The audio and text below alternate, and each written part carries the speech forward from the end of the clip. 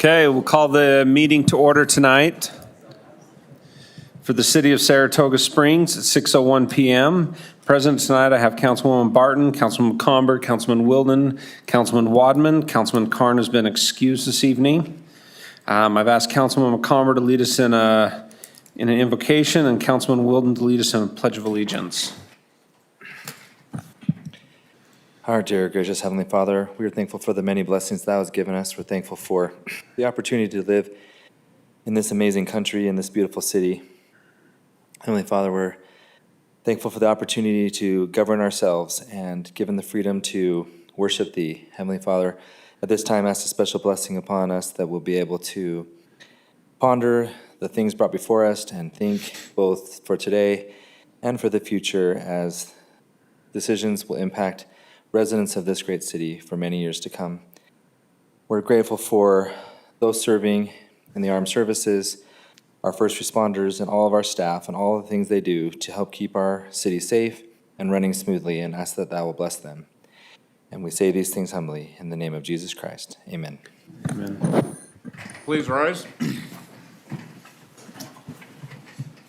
I pledge allegiance to the flag of the United States of America and to the republic for which it stands, one nation under God, indivisible, with liberty and justice for all.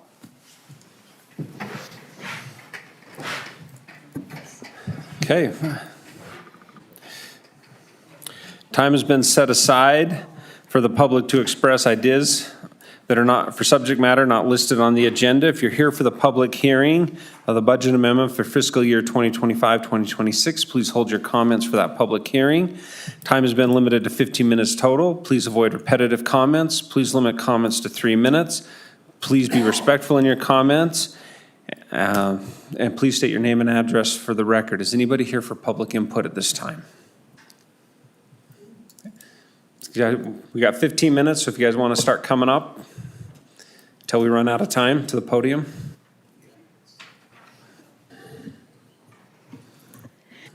My name is Ashley Lee, and I'm a Saratoga Springs resident. I'm here tonight because many of us in the community have questions and concerns about the proposed nuclear fuel enrichment facility at Camp Williams. First, I want to thank the Mayor and City Council for declining to provide a letter of support for the project to the Governor's Office of Economic Opportunity. I appreciate your willingness to advocate for residents when it comes to the potential environmental and logistical issues this project could pose. At the same time, because the project continues to advance at the state level, many of us feel it's important to ensure that Saratoga Springs residents remain informed and engaged. Records show that the Military Installation Development Authority has entered into agreements with Energy LLC and the Utah National Guard to develop up to 400 acres at Camp Williams for what's described as an energy project. The documents mention a nuclear supply chain industrial campus and include references to approvals and permits from the U.S. Nuclear Regulatory Commission. But beyond those references, there's very little information available about what this facility will actually do. Utah Energy said its current plan is to manufacture hardware for enrichment facilities, but that it hopes to enrich uranium in the future. State officials have said the site could handle uranium directly in as little as 10 years. Those are two very distinct possibilities with very different potential impacts on our community. As residents, we understand that our growing energy needs demand innovative solutions and that innovation can bring opportunities for nearby communities. But transparency and public input must be priorities with projects of this magnitude, especially those involving nuclear materials. We are asking for clear, accessible information on several key points. What exactly will this facility be used for, both initially and in the future? Why was Camp Williams chosen as the location for this facility? What is the timeline for the project? When will construction begin? And when are operations expected to start? And what safeguards will be in place to ensure the surrounding community's health and safety will be protected? Until those questions are answered fully and publicly, our community cannot understand the potential risks, benefits, and long-term impacts of this project. I'm here tonight not to oppose energy development, but to ensure we develop responsibly, guided by transparency, ethical decision-making, and a commitment to public safety. While state and federal energy goals are important, residents' well-being and input should be the priority. Our community deserves to be informed and meaningfully involved before this project moves any further. Thank you for your time and for your service to our city. Okay, thank you. Albert Allen Larson. I used to live at 529 West Crenshaw Way. I have moved to Bluffdale. I'm here to represent the Utahns Nuclear Transparency. I uncovered this uranium enrichment situation while I was running for city council this year in May. I started researching it. There's a lot of other things. They are going to work up to hydrochloride gas, which ultimately means that it is dangerous. It's worse. Nuclear energy is not dangerous, but it's the uranium enrichment that is the challenge. I've got experience in the nuclear industry through the Department of Defense, so I know when they're telling us it's safe, it really isn't. Yeah, it's safer than what it ever has been. But I just want to say thank you so much for telling them no. I fought, and I have met with MIDA, I've met with General Matter and everything else. So I know what they're telling us, and it's not absolutely true. I haven't told them what my experience is, but I just want to say thank you. You're doing the right thing, because there's going to be a lot of components. They're going to use up to 6 million gallons of water a day. NSA is 1 million gallons of water a day. The governor in January said, hey, we need to build more homes. Then this last month, he says, well, we got to slow down. We don't have enough water. So the sludge that's going to be generated off of that is going to be contaminated. The water cannot be regenerated or cleaned at all. They have to ship it out. So that's going to be on your roadways. So there are some risks associated with that. If you've got any influence on Mayor Hall, she actually approved it. And so if you've got any influence over her, she'll say she didn't, but I grammarly requested her email. That's what got me involved and really upset. And I was so happy to hear that your citizens got involved, and they've reached out to me, and I want to come in and talk to you, and I'm here to answer any questions you've got. Even in the future, I will come in and meet with you and talk to you about it. But thank you.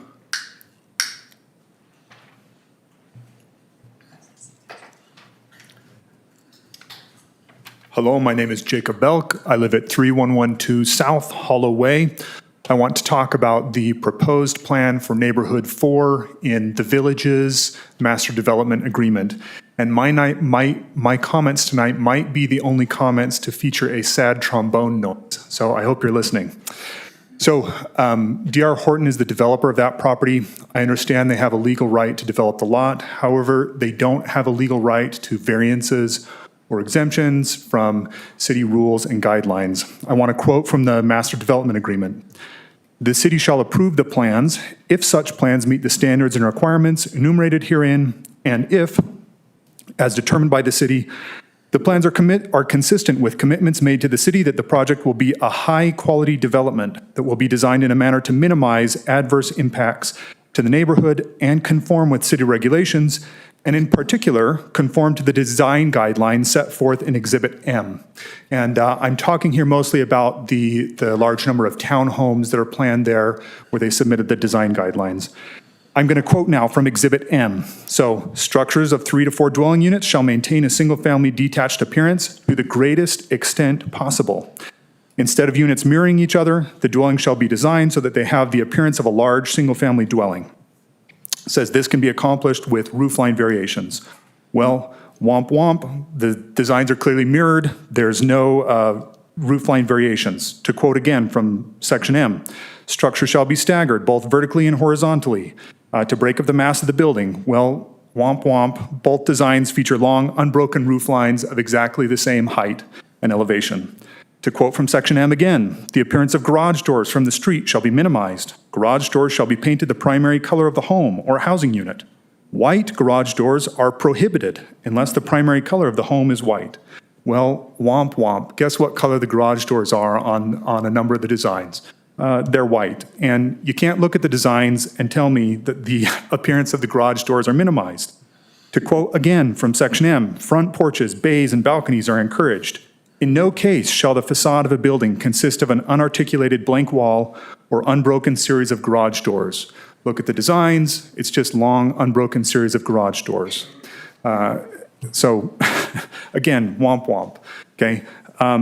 With more than 300 proposed units in this development, It's fair to consider, and in fact, the city council has a right to consider the impact that this has both on the schools, on the traffic situation, and on our quality of life there close to Sage Hills Elementary where this development is being put in. Thank you. Thank you. Mayor, may I? Yes. I know that we don't normally respond, but I'm just wondering if staff can help me understand what business item that they're referencing or concerned about? I apologize. This would not come out of the 15 Yeah, minutes. so his comments are in reference to item number 9 under the business items, which But is that's a Fox Hollow. reimbursement agreement. Not mine, sorry. That's neighborhood 4 is a preliminary plat. So, Sarah, but that's not before the council tonight. So what he was talking about is not on the agenda. No, he's referring to the Fox Hollow item number 9, and that's how he started his comments off. But that will be coming to the council at a future meeting. So item 9 is a reimbursement agreement, Item 9 is a reimbursement agreement that we've been working on for some time. but that's not working on density. That's a reimbursement agreement. The plat is not on tonight's agenda. Okay.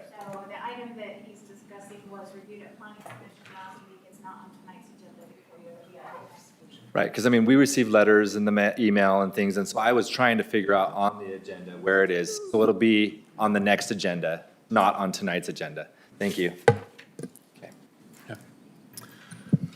My name is Norman Kingsford. I also live in the Fox Hollow Thank you, Mayor. development area. And speaking to what Jacob discussed. So last week, we came to the meeting. We had a lot of residents come and speak out on the issue. And we just wanted to make something clear that we're not against growth. We understand and recognize that the city is expanding and we fully support reasonable development. And we're also not opposed to affordable housing. Right, we want families of all incomes to live here. But affordable housing doesn't have to mean high-density homes. You can build affordable homes, affordable single-family lots with smaller homes like 1,300 to 1,500 square feet, like the kind of homes that were built through the 60s, 70s, and 80s. Those are still affordable homes and still attainable. And they don't bring the negative impacts that concentrated high-density developments bring, like lowering home values, crime can come, also, traffic issues. So the concern isn't about affordability, it's about how we grow. So why does affordability have to take the form of high-density homes? Well, we know why.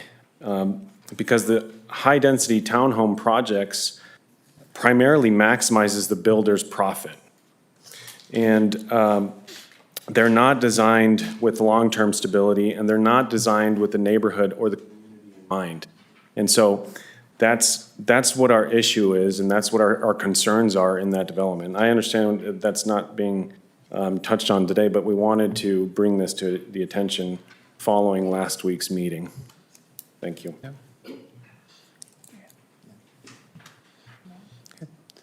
Anybody else here for public input? And we can put these comments next time too, so that you don't have to keep coming back, because we're hearing you, but you're welcome to come back, but you don't have to repeat it all again.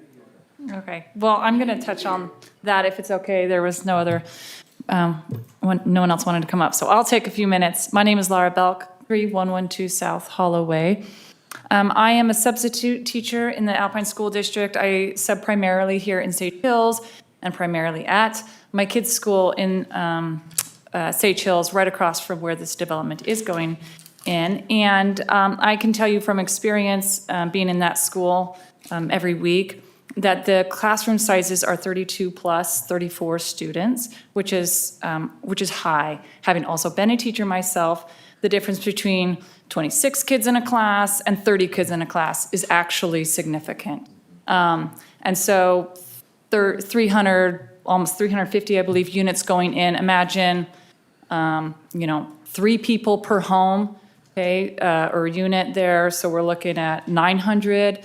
Let's say a third of those are children. I mean, we can do some math here, but that's a lot of children going to Sage Hills that already has 6 classrooms in portables on its campus as well. So I guess we could take out the basketball hoops to add in more portables. I'm not sure what the plan is there, and I recognize that this unit went into effect, was approved, a couple decades ago, and we've changed how much it's grown since then. But I think we can ask ourselves at this point, what's responsible given how much time has lapsed and how much growth has happened, and that both schools, Sage Hills, which is right across the street, and the school south of that, are already at max capacity. So what impact does that have? Not just on the traffic, that's annoying, but we can deal with that as parents. What impact does this have on my kid who's trying to learn how to read, and the teacher's got 40 kids in the class and is trying to manage that? These are real impacts, and so I just wanted to put that out there. Thank you for your time and for allowing public input even on this issue that's not here tonight. Thank you. Thank you. Thank you. Okay, if there's no other public input, I'll close it at this time. Thank you, and as Councilman McComber said, we'll have the stuff for Jacobs Ranch, Fox Hollow put on as part of our packet next time, Mark, as a refresher. If those comments can just be included with the packet. Do you have something to add? No, thank you. Okay, thank you. And for the uranium enrichment, Mark, future Mayor-elect Councilman Carn have met with them, and we're asking those same questions. So thank you for kind of backing us and supporting it. Thank you. Public input. We're going to adjourn quickly to the Board of Municipal Canvassers. I will entertain a motion on the municipal general election canvass with future Mayor Chris Carn and the two elected at-large seats, Emma Wilson and Rob Taylor. Go ahead. I just moved to approve the 2025 municipal general election canvass resolution R2557 dated today. Okay, I have a first from Councilman Second. Harden, second from Councilman Wilden. Any other comments? Councilman Wadman? Aye. Wilden? Aye. Palmer? Aye. Barton? Aye. Motion passes unanimously. Kevin, do I have to vote on that as a board of canvasser? Yes. Okay. Aye. Okay. When are they being sworn in? Maybe do that. Do we know when they're being sworn in? Do we know the date of when they're being sworn in? We can let people know. January 6th? Yeah. January 6th, they're being sworn in, the new council members. So if you want to join, it'll be at the new city hall. Okay. We will reconvene into the city council policy meeting. Reports from the council. Is there anything from the council for reports? Councilwoman Barton? Yeah, I already brought this up once, but I just want to bring it up again because I'm a proud graduate of the Citizens Academy. But I just want to throw out there, anybody who's here, anybody who's listening online, the three people, it's such a great experience, and I would encourage everybody to get out there and do it. They do it every fall. You can sign up online. It's such a great experience learning more about our officers and their day-to-day activities. It was well-ran. It was such a great experience, and so I just wanted to share a little bit about it, and just a big kudos to our police department, Chief Burton, and for I call him Zach. I can't remember Zach's what's Zach's last name. Anyway, I was there every single time. So I just want to encourage our residents to reach out and to sign up. It was such a great experience. So proud of. I got to meet residents that I didn't know, of course, and we became great friends, and just the whole experience. It's just not little. I mean, we shot guns. We did the K-9 unit. We learned about SWAT. We learned about the different types of force. It was very informative and an amazing an experience. So just a big shout out to to that process, and just encourage anybody to sign up for that for next fall. Okay. Councilman McComber?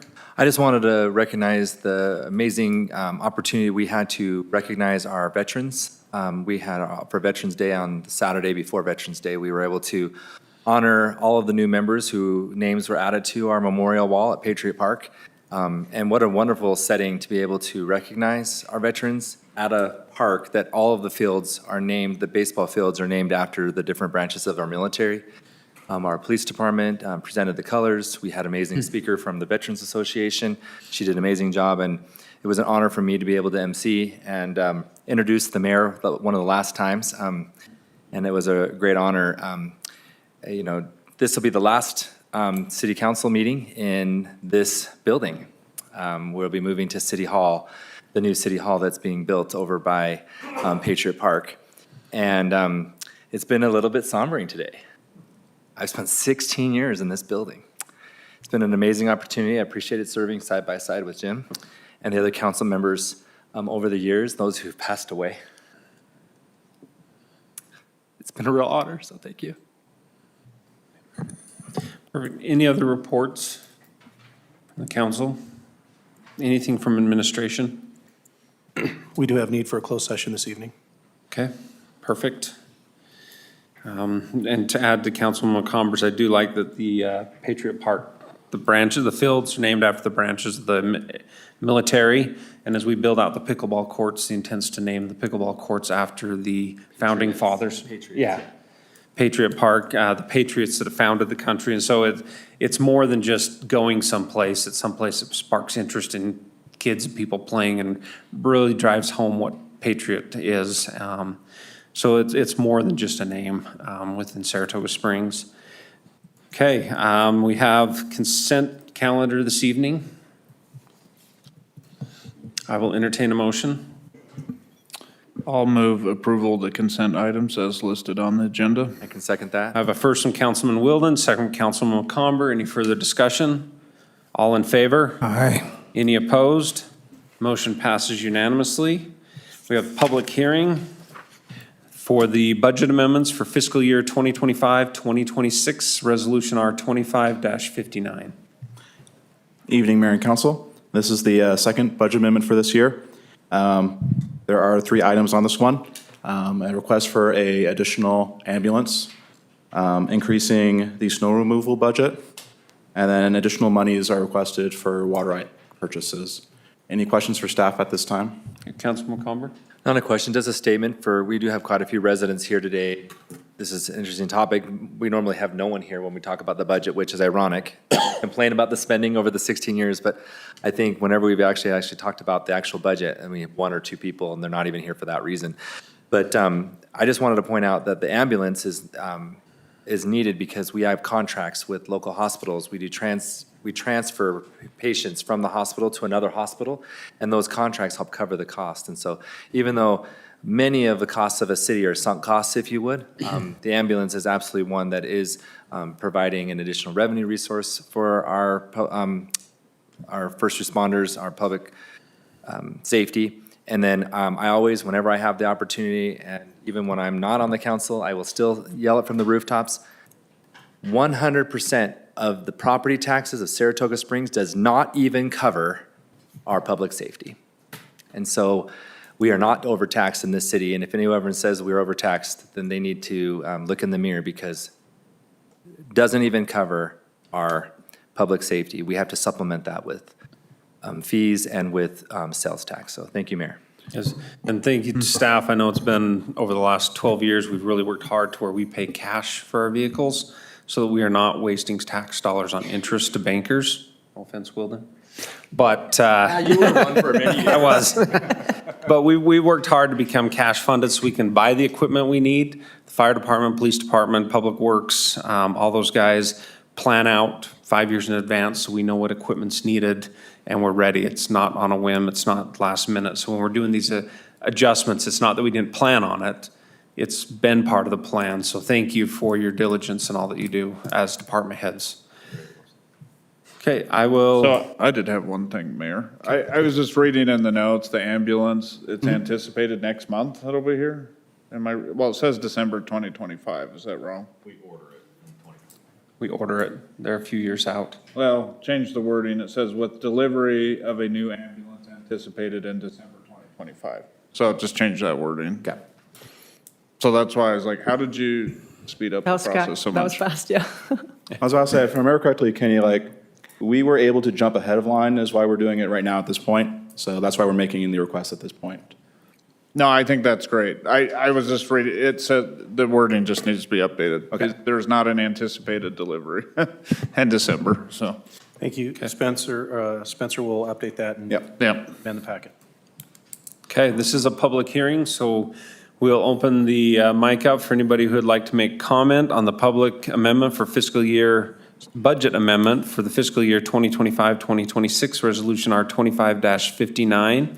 Please be respectful in your comments. Please avoid repetitive comments. Please limit comments to 3 minutes. Is anybody here for the budget amendment public hearing?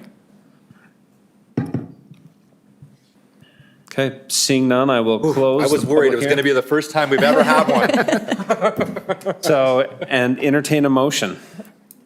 I move that we approve the budget amendment for fiscal year 2025-2026, Resolution R25-59 dated today.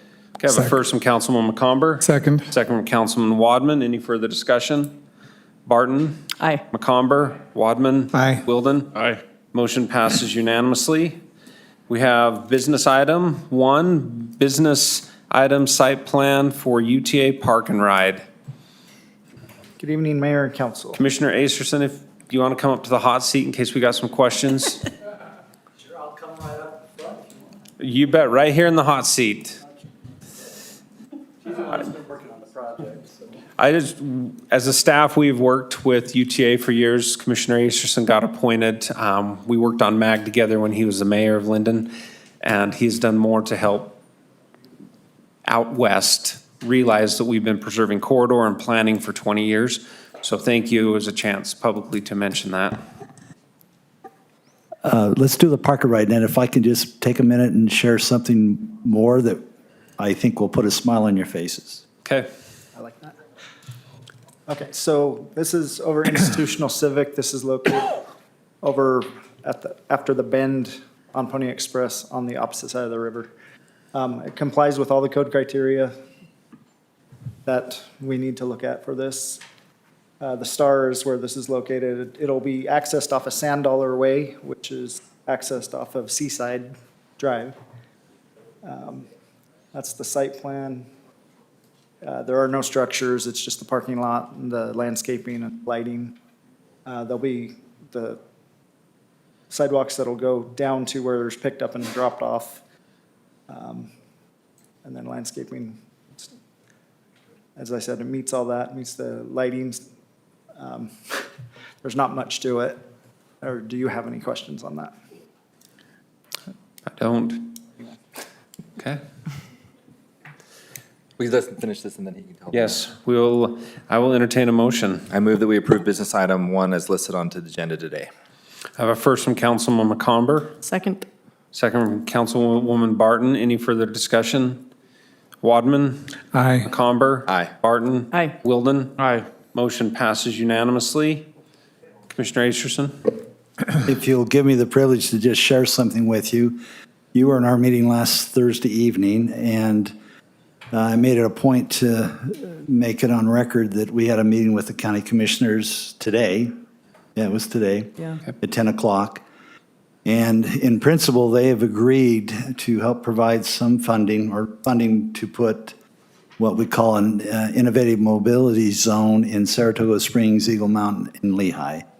So there will be coverage. It'll be almost like an Uber service or on demand. It'll help us develop those heat patterns to see where people are going. It'll allow them to connect into the regional service on Front Runner, American Fork, and Lehigh. So it's, once again, another step in the process. Great. And to follow up that, once that's projected based on contracts with the county commission and with UTA and UDOT, because it's a partnership, our change day in August of '26. And to follow that up, the plan is to put a bus service for these park and rides once those are completed. And also, as UDOT improves the roads to where we have east-west mobility beyond what you currently have. I don't mean to laugh at that. I mean, I drove it tonight, so I know what you're dealing with. But I just want to applaud you, Mayor, and the council and the city manager for your ability to go on the journey with us. It's not easy. I hear tonight, you're dealing with growth, and there are a lot of opinions, and they're all good opinions because they affect everyone. And as far as transportation, we're wanting to be a good partner with you to try to provide service that really meets the needs of your citizens. So thank you, and thank you for your service. Thank you. This is great news. Josh Taylor that did Through My Eyes, the bike ride from Logan to St. George, as he's losing his eyesight as a resident of ours, he's one of our own, to raise awareness. He's talked to me multiple times about, not being able to live here as his eyesight's faded because there was no transportation office option. So as that Flex Transit comes, that'll make a difference in him being able to be self-sufficient going forward. It will be for all riders of all Will. abilities, so that's exciting. So yeah, that's a game changer for more than just him. Yeah. Thank you. Thank you. Thank you. Okay, we have business item 2, the general plan amendment from rural residential to low-density residential. Good evening, Mayor and Council. Tonight we have before you the Hidden Landing Phase 2 General Plan Amendment and Rezone. We do have the applicant Julie Smith and Larry Myler. I believe, are the Yukis here? Yep, if you'd like to come up. The owners of Hidden Landing is Larry Myler, and then additional property owners are James and Yuki Bernardi. This is approximately 28.6 acres over by the off of 1200 and Sage Hill Drive. Hidden Landing, you've seen the first phase come through as a preliminary plat. This is the acreage that does include some of that subdivision, as well as a bit more down south towards the Mount Saratoga community. They are asking to change from a zone of RR to R110 and amend the general plan from rural residential to low-density residential. They are proposing approximately 66 lots with the acreage that they have. This was very much a concept plan. It was not an official application as they haven't quite got the engineering and layout ready. There are comments on there that we do want them to address, especially block length, connection to across the property of the Burtons there, to get utilities across there. Other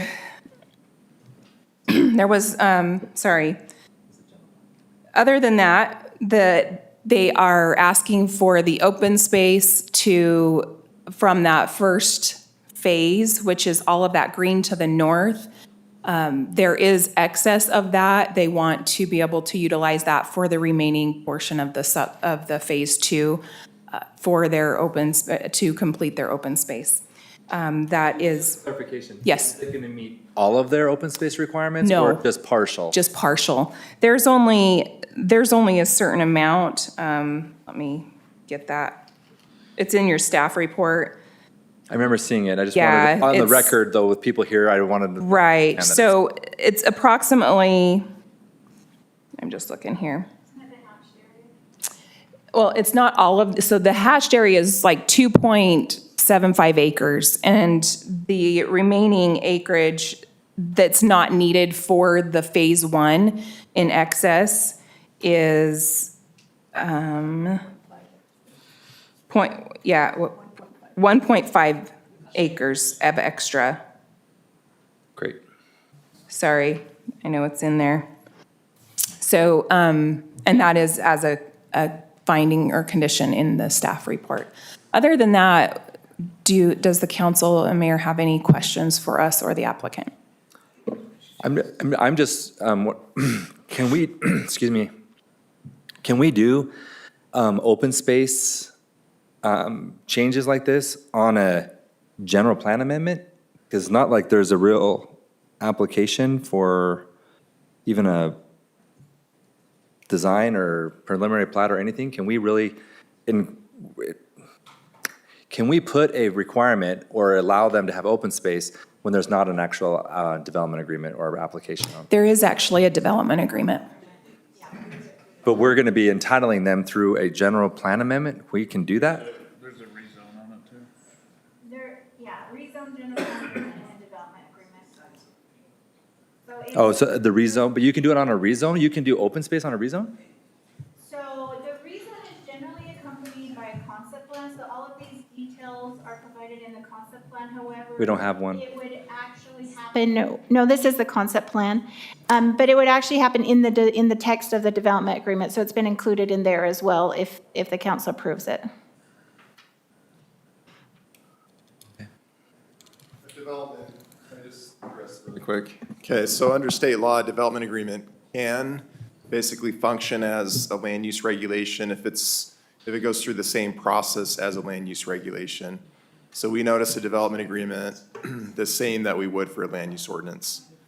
You And don't there's a- have to, it's 100% your discretion as the legislative body. And there is a development agreement as part There of it? is. If you look in the Not last. listed on the agenda. It's on the ordinance, under the ordinance, because it is a rezone.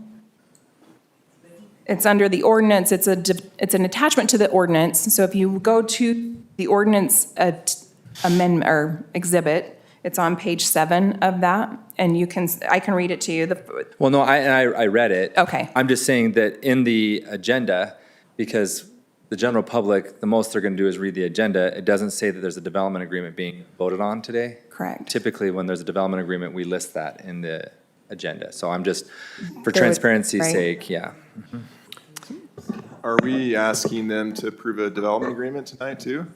Under the ordinance, yes. Okay, so they you buried it cannot, in you the cannot, ordinance. you can't approve the development agreement if it's not listed on the agenda. That's what I'm getting Okay. at, Kevin. Thank you. Yeah, you're not able Okay. to approve that. 16 years does have some advantage. Mayor, council, thank you for that clarification, Kevin. Would you be comfortable if we put that on consent for the next meeting, if you discuss it and have your resolved relative to the development agreement? I have no problem with it. I had no problems with the development agreement at all. I just have a quick problem with transparency. Okay. Sure. Great, thank you. I thought the development agreement was fine. Me personally, I'm just one of 5 or 4 today. Gina, I have a question on page 25 on the map. You've got noted here to end Coyote Drive into a cul-de-sac and then build the road, kind of flip it the other way. I understand that's the letter of the law. Right. Looking at this layout, in a lot of layouts, it's always made sense. And this one, I just feel like we're just wasting land and adding asphalt without purpose. So the end of that, I mean, it's very tricky because of the geology of it. The slope is a little bit more intense there than necessary. Maybe Larry can answer to that, but that's the recommendation that engineering had put on there, because they can't go more than 1,000 feet for a block length. And if they had proposed to continue that on to Summit View Drive, however, that's way too long for emergency services to get around. So this was just a recommendation. That's something that's going to have to be fleshed out again in the preliminary plat. So this is the plan. Yeah. Right. Yeah, and a lot of them I get it. This one just feels like we're just It does. getting rid of a lot, cutting another piece off. And the truck drives this way or it drives this way, but it's the Right. same distance to point B. Right. And so in a lot of them, it's always made sense. This one just seems like we're does. creating asphalt to maintain and a problem to push snow in the winter. Right. So anyways, I that's agree. my I understand. take. I don't know if that's a variance. No, this is a concept plan, so that's good In the- preliminary revisit it.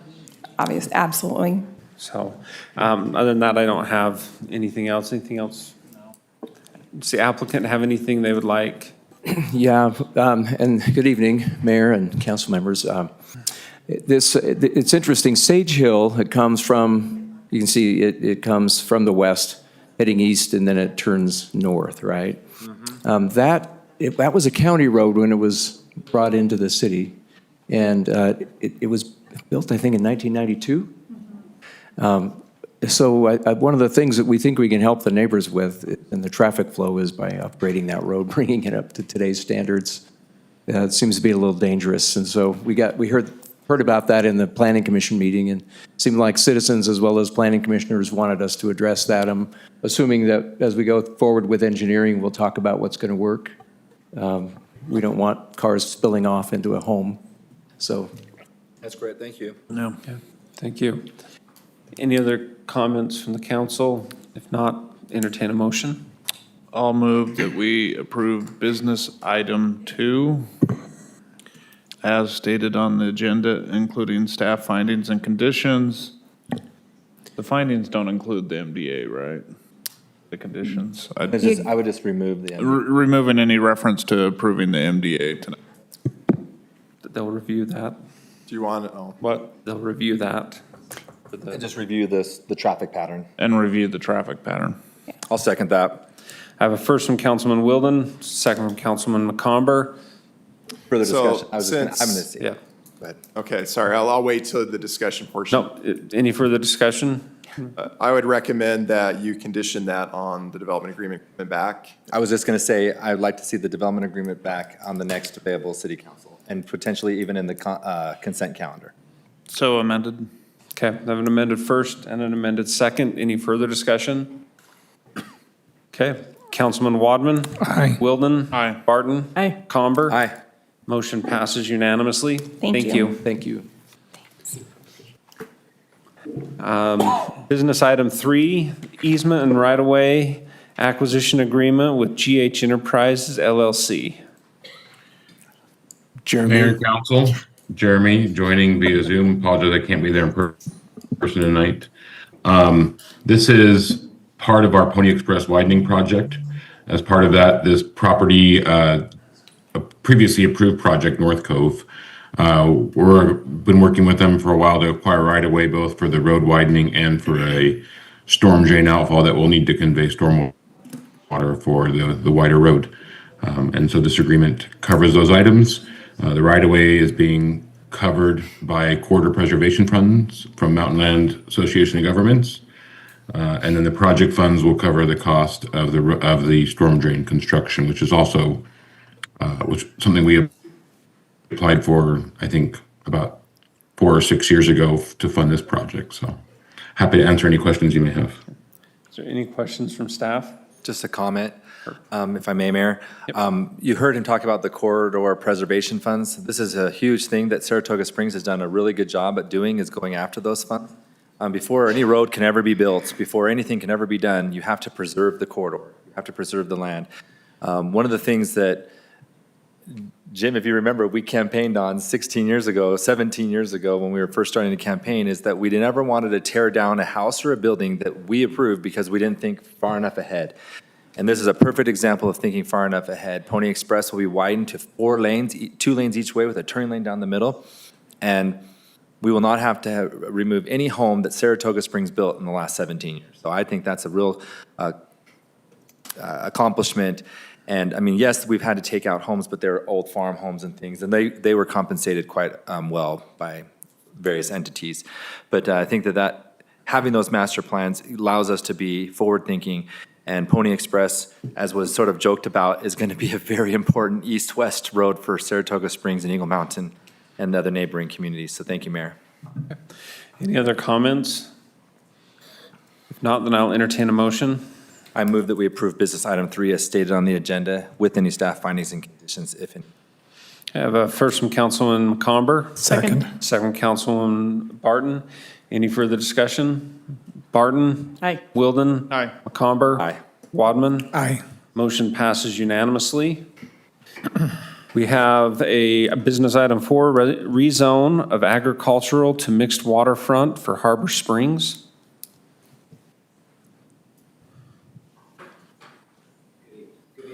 Council. This is for Harbor Springs, is the name of the development. It's just literally adjacent or north of the North Marina. It's the property on the corner there, right on Pony Express. Currently zoned agricultural. The general plan does show that being mixed waterfront zone, and that's what the applicant is proposing tonight, is that property be rezoned as mixed waterfront. They have provided a concept plan for this This proposal, you can see that here on the screen. It's 188 units, mostly townhomes, as well as mixed-use product.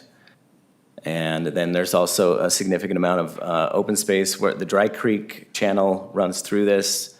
And so that would be a significant portion of the open space.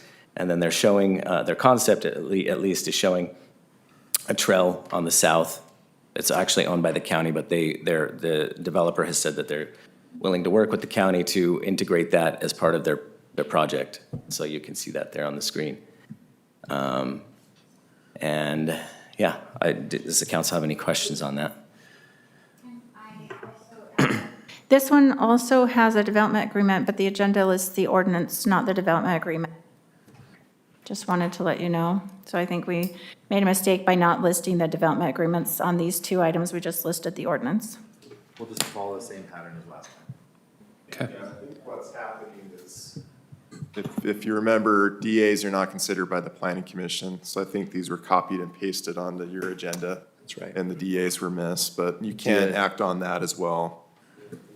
Okay. Or you cannot act on it. As this finishes flushing out along the Dry Creek, I would like to have in that agreement that there's every effort put to maintain the existing trees.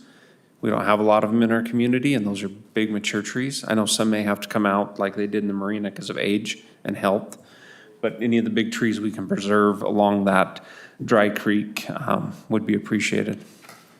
Is that a condition? I would like to add it as a condition to whoever makes the motion. Tree preservation. Yeah, I agree. I think that, for me, Mayor, my only comment is I have no problem with the rezone to the mixed waterfront. That's the whole reason we have this zone here. This is a concept plan. I just want to make sure that there's a huge amount of scrutiny that goes into architecture, the businesses that need to be here, and embracing the waterfront, pulling it into the community. I do appreciate the angles that some of these are being developed as. They do seem a little long. I think we have some limits on how many units can be before there's a break. So just, if we just really looking at that so giving them that feedback now from a concept plan is great, but from a preliminary plat, just making sure that they're meeting all those requirements, because I think some of these unit groupings are 15 long. I know we have limits on how many units can be before there's a break in between. And again, this is a concept plan, so there might be breaks, I'm just not seeing them here. And then I agree 100%. We worked really hard to preserve trees along Redwood Road when widening of Redwood Road happened in front of the Saratoga Springs development for that exact reason. And we were able to work with the developer, the HOA, and the city, and we preserved, I think it was like 65 large, beautiful trees in a city that doesn't have a lot of those. So I appreciate that, Mayor, that comment. And I will be sure, whoever puts the motion in, to make sure that we do everything as possible to preserve those trees and make sure they're healthy. Any other comments, Councilman Wilden? Just a couple things. Again, I know it's a concept plan, but at the beginning of our packet, it mentioned we can grant from 8 to 2 with different items. There is, by count, 11, it looks like, per acre. Yeah, so the concept plan that they submitted, the numbers does show 11 units per acre, and our code simply doesn't allow that. So in their next submittal, they're gonna have, max would be 10 units per acre. Well, they're gonna be able to accomplish it when they take out these long rows of houses and put a break in between. And I do want to comment on that. I understand the concern, and they are long. Those ones do have retail on the bottom and then the units above. That's why they're longer. So the applicant can speak to that. Well, I don't know if we're letting them speak, but if you're letting them speak, they can The speak to brown that. ones you're talking But the about? brown ones are the ones that have the retail on the bottom. Sarah, is that comparable to the other mixed waterfront right next to Loch Lomond? North Cove. It is, but I don't know how long those are, but Yeah, just making sure that even with the commercial, that it's just meeting our code. I mean, I know this is a concept, but they Yeah. might be able to accomplish some of the reduced density because they're exceeding it by breaking some of those up. Yeah. So obviously, when they come in, it'd have to be strict adherence to at least a maximum of 10. right? So you're not vesting them to this concept plan. We did want to show you generally where this is going. This is the general idea. They will have to meet the code in terms of density. And if the council approved the 10 based on extra amenities, that would be what they would be shooting for. Well, and when we do rezone, we are granting part of that vested density. So my other question is, like, as we're thinking about, mixed waterfront is one of my least favorite zones, but it is in the general plan. I get it. So it talks about providing additional 25% in the amenities. How does that get, and they reference the Dry Creek in there, which will just be native, which we have native parks across the city, and we know that all means weeds. That's the reality of what native means for the most part, and that's not critical of this development. That's It's all, yeah, it's weeds, so it's hard to tell on the concept plan, but where does that calculation figure in? I just want to make sure it's not like, hey, we're giving you a native weed patch and that counts as our Yeah, extra 25%. it's a great question. So we actually do have a, it's basically a spreadsheet, but we do a calculation on how many amenity points are required for the development. They have to meet a certain number, and then anything exceeding that. So what this is saying is that if they exceed that number by 25%, we kind of have like a menu of amenities that they can provide. So it could be anything from playgrounds, pickleball courts, pavilions. Points, yeah. And they get points for that. So as long as they're providing and exceeding the amenity point total by 25%, that would then get, put them in that. That sounds good. We should include a negative deduction for native parks, quite honestly, so it becomes a city problem to maintain, which, It just collects garbage. like up in Harvest Hills, there's a native park and it's not maintained, and it is like once every 6 years or something like that. We don't have- I'm exaggerating, that's We don't not have Boy true. Scouts anymore to go in. Yeah, so, Mountain bike trail. yeah. Anyway, that's all I had, Mayor. Projects Okay. Anything else from the council? Was the applicant here? The applicant is here, yes. Do you have anything you'd like to add?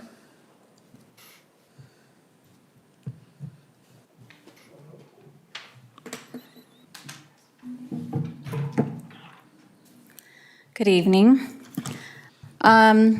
So we are the same developer that did North Cove, so it will be very similar to that. We will follow code as far as you're concerned for the length of the building, as well as beautifying the open space.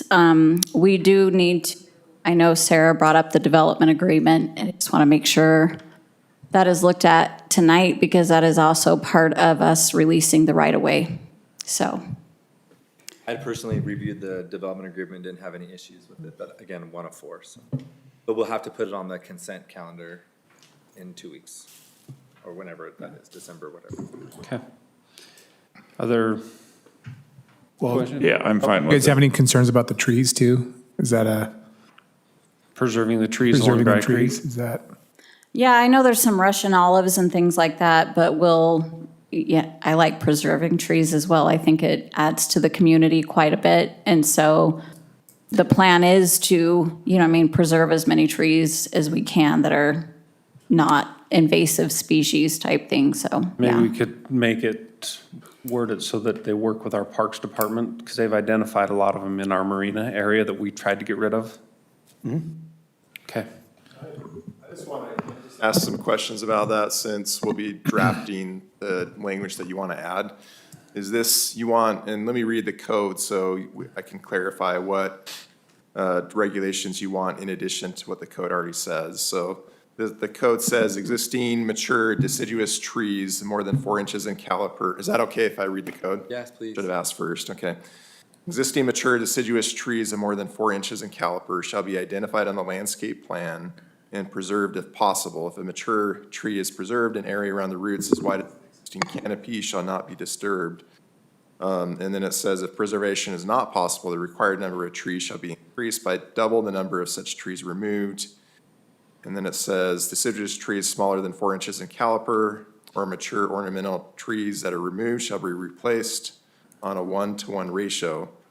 And replacement trees shall be in addition to the requirement or the minimum tree requirements of this chapter and shall comply with minimum sizes as outlined in this chapter. I think just making sure that they work with Rick and Public Works, because they've been down there in the marina and have done this with getting rid of the Russian olives and the different ones, but keeping the healthy trees. And making them healthy, yeah. I think also, Kevin, I appreciate you reading that, but in the 16 years, there's nobody enforcing that. And we have a building code enforcement, but we really don't have a landscaping code enforcement. And they might take out a tree and they will plant 2 trees, and 6 months later, those 2 trees die and nobody gets them to replace those 2 dead trees. So it's just frustrating. I mean, I appreciate that's what our code, our intent. I appreciate you reading it because we've thought about this and we've made that a rule. And I'm not speaking. It's not. This is Not just pointed in at you. general. This is just in general, but like, we lose these trees, like, we lost a lot of trees along Pioneer Crossing in front of the warehouse district, because the businesses were like, we want people to be able to see our buildings, but it wasn't even on their land, it was on land that was, and they just came in and ripped them out, and we've done nothing about it, we've not fined anyone, we've not done anything, and they ripped out those trees, and now, sure, you can see those buildings, but the whole point of the reason why I originally approved those buildings, because there's a lot of trees blocking those buildings and making it so that it wasn't an eyesore, and now it's an eyesore. So I just, when it comes to the tree situation, and this is just to staff as a general, going forward in the future city council, I would strongly encourage looking at somebody, adding it to code enforcement. Maybe it's not maybe it's the code enforcement that's not the animal control, but the developed one, that we're really monitoring our trees in the city, because the mayor makes a really good point. We don't have a lot of really nice trees, and when we do, we should really be fighting for them. And it is a little hypocritical when we put a sign at the beginning of our city that says we're a Tree City USA and we do nothing to protect our trees. Mark? I just wanted to come back to something that Jen had said earlier, and I want to kind of, we understand your desire to have the development agreement approved tonight. Because it was not publicly noticed, we cannot adopt it. However, for the motion for the council, I think the way that we could do this, because they are, part of the rezone is the concession that they're going to give, work with us on that right-of-way for Pony Express. And so perhaps when you make your motion to approve this, it's contingent upon the approval, or the rezone is contingent upon the approval of the development agreement at our next meeting, so that they can work hand in hand. And we're sorry that we missed that. We just cannot change the fact that it missed the 24-hour notice period, and we just cannot take action on that tonight. But if you make it contingent upon that also being executed, we would wait to sign the purchase papers and things until the next meeting. That's fine. That's fair. And does that work? It's not Yeah. ideal. Uh-huh. It's not ideal, but I think Yeah, I mean, the biggest thing was to get the development agreement and obviously the concept plan as well, but I understand. And so, so we can, I mean, it would give you the rezone tonight contingent upon that recording after the next meeting, Yeah, which is it December 2nd? December 2nd. And we'll put that on the consent with the council's blessing. Yep. Okay. If there's no other questions, I'll entertain a motion. I move that we approve the rezone from Ag A to mixed waterfront for Harbor Springs located at 1331 East, Pony Express Parkway. Jen Hall is applicant, ordinance 25-68, dated today with staff findings and conditions, also including the fact that the development agreement, this approval for the rezone will be contingent upon the development agreement being approved on the consent calendar on December 2nd, and then both will be then ratified. And that they work with Rick for the trees. Oh, and that then we include an ordinance that, even though it is within our code, just work with our Parks and Department to help preserve trees where possible. And I know even some of the big trees, you have to cut a lot of branches off because they're not safe. And so absolutely we'll work with you. Thank you. Okay. I have a first from Councilman McComber. Second. Second from Councilman Wadman. Any further discussion? Wilden? Aye. Barton? Aye. McComber? Aye. Wadman? Aye. Motion passes unanimously. Mark, before we go on, to the east of this property, it's the State Fire Forestry land property, which is great. They're trying to keep it as open native and get people down there to use it. In Lehigh on the American Fork border, they've done the Dragonfly or Firefly Frisbee golf through there with just some basic paths, kept it very native. Is that something we could look into doing here as it is contiguous to the rest of our large recreation area?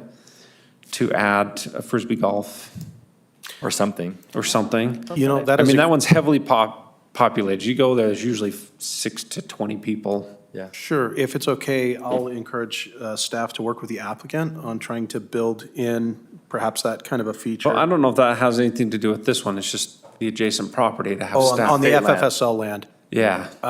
They've done it in other areas. You know, that we get permission with BLM to get public access to the land, and it's not impactful. It's a few trails and a cage. So Jeremy's online, and he is we are working with them on several other issues, and so we certainly can ask the question. Okay. Did you hear that, Jeremy? Yeah. Perfect. We will reach out to our counterparts in state lands and find out what the process is for going that direction.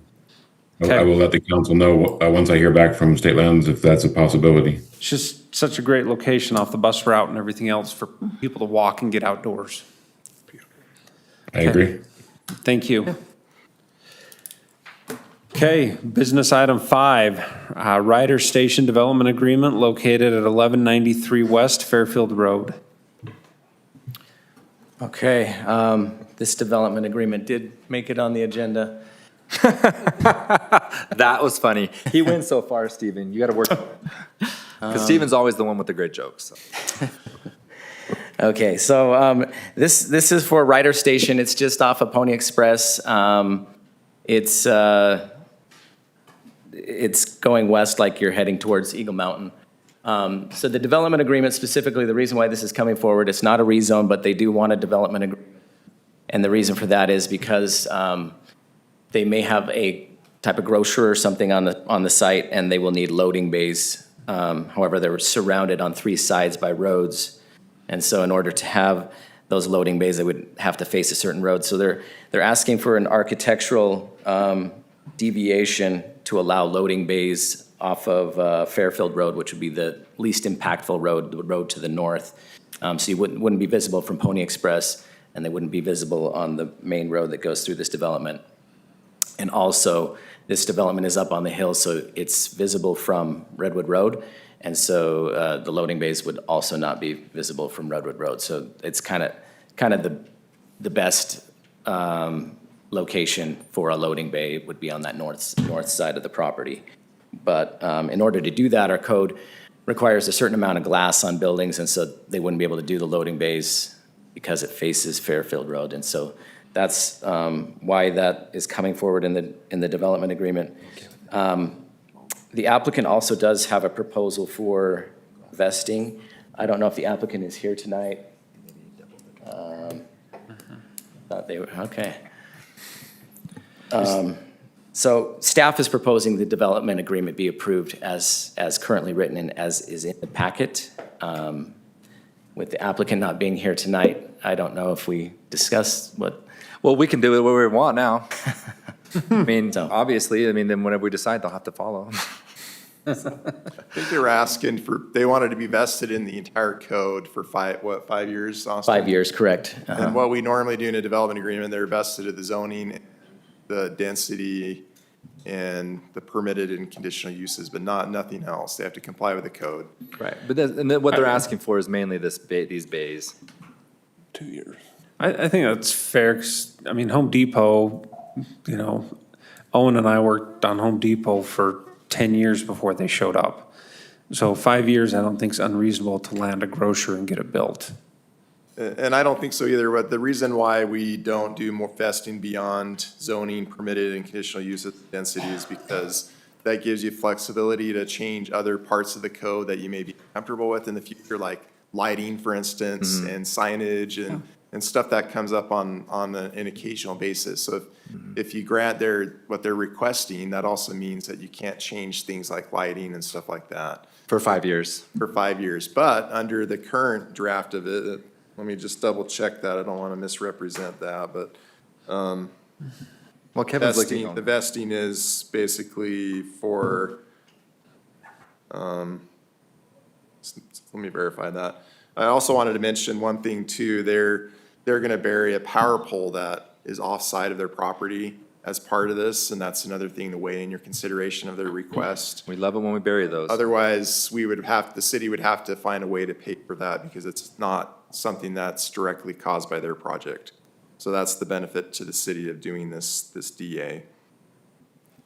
And for me, DAs have always been, and we've always talked about what is the greater value, what is the greater benefit to the community. And burying power lines is important because you notice that when there's huge windstorms and you hear of the neighboring cities having all these power outages, do you hear that about Saratoga Springs? For the most part, no, because we've buried almost all of our power lines, just a few left. While he's looking up that clarification, Mayor, may I just say, in terms of the bays, the doors and stuff, I mean, you can put windows above. It can meet a lot of those window requirements by having the windows, and it actually puts natural light into the building, so I don't understand why that, and you can even do faux glass. Yeah, no, that's a great point. And we looked at that, and they have proposed, and we've written our code, our new warehouse code, to have windows above. But the way our code, when it comes to having glass, like when it faces a road, the way the code is written currently is it measured any 10 feet, so 10 feet up from the ground, they have to have windows on that first 10 feet. So by putting windows above the loading bay doors, it's above that 10 feet and therefore doesn't count. Well, they can put a faux window even between the doors. So there's ways they could work around it. I mean, they really want this spot. And you could do like maybe even faux glass just to create a break in the eye so that it's not like door. I mean, we had heard the people earlier, right? Door, it looks bad.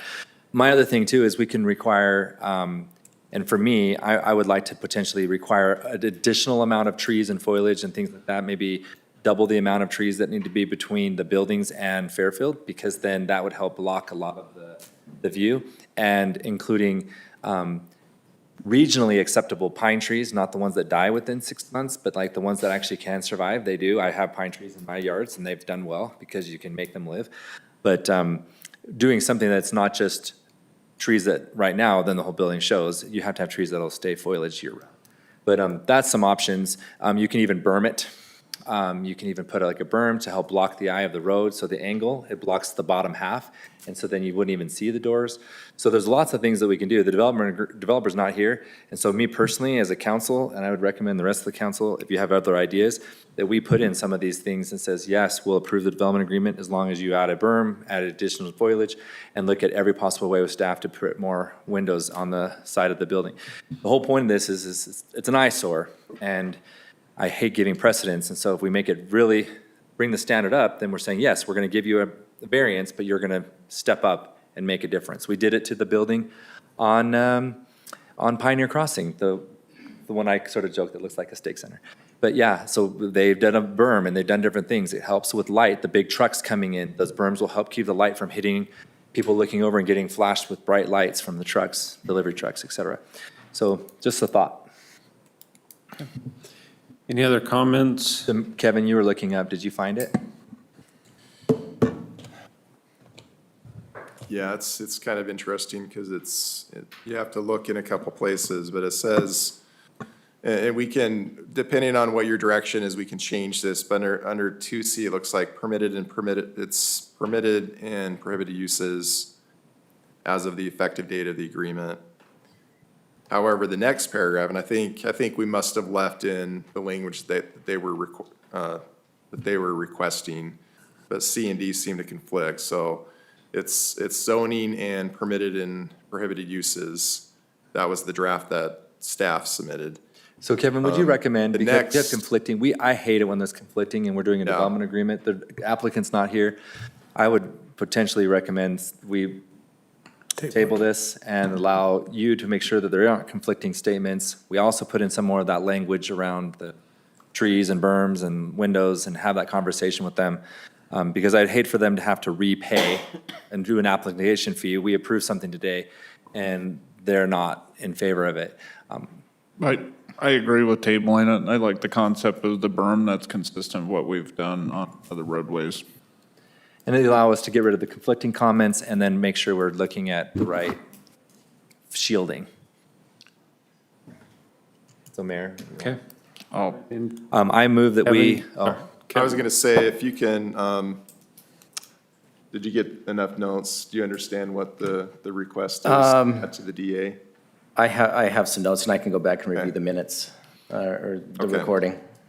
But I was going to say also, give us, if you can, give us direction on the vesting. If you're okay with the 5 years, if you would rather not be 5 years. They said that they're actively marketing the property. We could also add a condition there as long as they're in active development and stuff like that. Is the 5 years specific to permitted uses within the community commercial?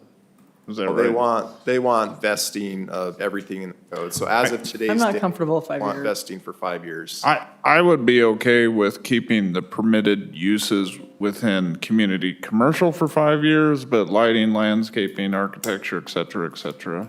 Agreed. But like, I actually, I get the rest, or I get the idea behind keeping a permitted use because they're probably trying to market a certain product. And if we change the permitted uses, then that would hamper their marketing efforts. That makes sense. But like height, setback, whatever other things, that wouldn't necessarily change.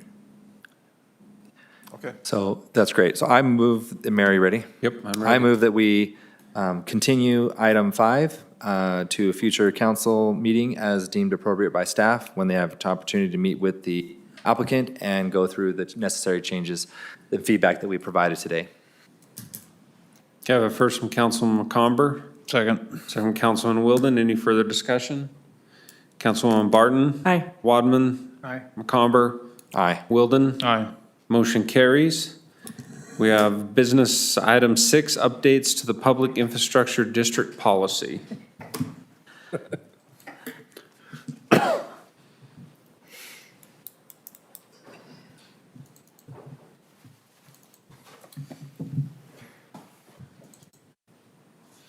Is this yours, Mark? Yes, thank you very much.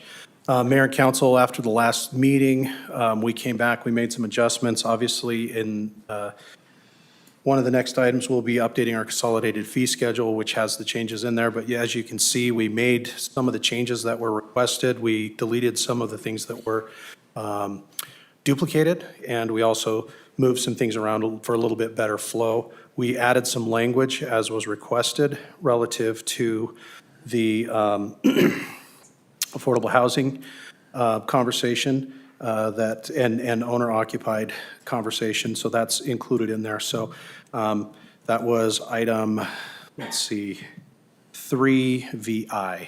So those are the changes that we made, and that should be in your packet. If you have specific questions, Kevin and Rulon helped with drafting of those language changes and things of that nature, and you can see the red lines of what changed from last meeting. And if I can just add as well, when we were going through the council's changes and fixing things, removing the redundancies and stuff like that, we also noticed that there is not a good definition of, if you remember, one of the provisions of the policy was the developer landowner can't use an affiliated contractor. The reason why we don't want to do that is because it's a conflict of interest. Also, sometimes it's not competitive bidding. And we end up like owning infrastructure that costs way too much to build. And so there's a definition in the policy, a proposed definition that wasn't on the council agenda last time. But if you want to look at that and ask questions, that's just something I threw out there and drafted. I mean, I love how you say you threw out there. You well thought this through. It wasn't like a throw out. Like It's pretty specific. I mean, you read it, it's very well written, and I 100% agree Okay. that you need to have that, and I appreciate the catch, because one of my biggest frustrations is even in regular municipal bidding, that they're not supposed to collude the different contractors out there, and we all know they do, because a bathroom costs more than a 6-bedroom house. Built in Saratoga Springs, a public bathroom in a city park costs more than a house, a full house.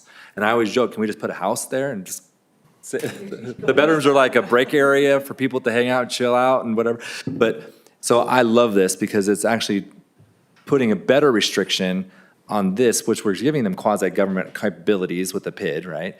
And putting some really good restrictions to prevent colluding, using an affiliate, using someone to, an uncle, a cousin, or whatever, who has a different development, the ability to do infrastructure or whatever, and not having that public bidding. So I really, when I saw this, I was like, what a great catch. And again, I hope that the state legislature, they're not going to listen to this, but I hope that if they hear that they are considering things like this, not only in the PID policy, but they should also be looking at it at the municipal bidding as well, especially if they're looking to take away development right or zoning rights from cities. Thank you. Okay, any other comments from the council? Mark, anything? Not, I'll entertain a motion. I move approval. Oh, I'm off. I move approval of business item 6 as stated on the agenda. I have a first from Councilman Wilden. Second. Second from Councilwoman Barton. Any further discussion? McComber. Aye. Wilden. Aye. Wadman. Aye. Barton. Aye. Motion passes unanimously. We have business item 7, traffic calming update.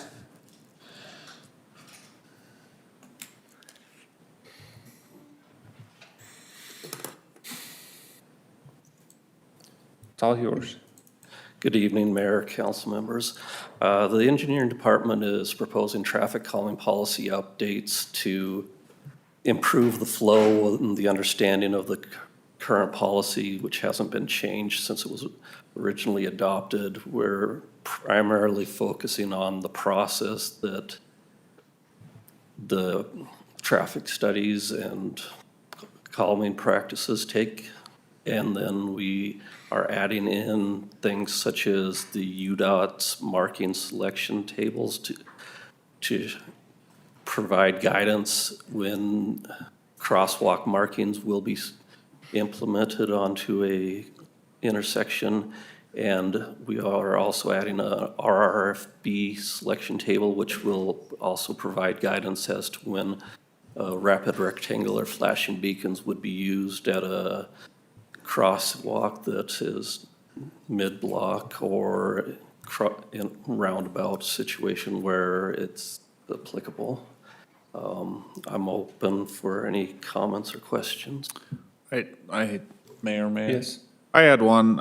It's on page 4 of our packet. It just says upon the receipt of the application, and then it goes on, note, traffic studies will not be scheduled during winter months. So that means we won't do traffic studies when school's in session a lot of times. Not necessarily winter as in season, but winter as in temperatures. Our primary method of doing traffic studies in the past was a tube counter. We do currently have a radar counter. We don't have experience with it in the winter to say whether it is a good instrument that collects good data, but it's probably something that we will learn from the coming season. And the tube counter, obviously, if we're snow plowing, those tube counters, it's going to just rip those things right off. So we are somewhat limited in that. We have done traffic counts and traffic studies when we knew we had like good weather for a time period. But usually it's a little bit restricted based on potential weather. So Stephen, can you say, does it say we will not, or does it say we? Will not be scheduled. See, that's. Council member, sorry, it's Jeremy. I think that's good advice. What if we change that to say they may be delayed due to inclement weather? Yeah, or I like that better. Okay. We can make that change. That's great. Kat. Absolutely. If we just throw out the whole winter, sometimes that's when we have the most traffic and the most problems during like holidays. It is an absolute, and absolutes Yeah. are not great. I like We that can make that change. change, absolutely. Yeah, we can make that change, absolutely. Yep. Okay. Perfect. If there's no other questions, I'll entertain a motion. I can't make it because I don't remember what Jeremy said, but it sounded good. We'll just reference his comment. They can look at the minutes. I'll move that we approve business item number 7, traffic calming policy update, resolution 2561, dated as today with the word change from Jeremy. As stated in the as minutes. stated in the minutes. Delayed due to inclement weather. May be delayed due to inclement weather. Second. But first from Councilwoman Barton, a second from Councilman Wadman. Any further discussion? Barton? Aye. Wilden? Aye. McComber? Aye. Wadman? Aye. Motion passes unanimously. We have updates to the city consolidated fee schedule for various rates, Resolution R 25-6. Okay, there's a couple different rates that staff are proposing are adjusted, effective January 1st. The first set of rates is the garbage rates. Republic and Bayview raised their rates back in July. So this is only to cover their increases, nothing in addition. We also have a Rocky Mountain Power Advancement Life Fee. This is mostly just moving the fee to charging it at the beginning of the project. Instead, right now, we've been billing them at the end, and so this is just making it easier on staff. We also have a PID application fee that is meant to help cover staff time and expenses when we go through those PID applications. We also are recommending adjusting the sewer rates. TSSD, Timpanogos Special Service District, is raising their rates. And again, this is just to cover the increases from TSSD. And then we also have adjustments concerning library fees. Changes to the non-resident account, so that was increased. Proctoring fees were removed, and some of the various printing costs for colored ink and black and white ink were increased to better be able to cover material costs to the city. Any questions for staff at this time? Any questions? For me, I just have a comment. All of our utility fees, we don't make a profit off of our utilities, sewer, garbage. We literally are just transferring the costs across to the resident.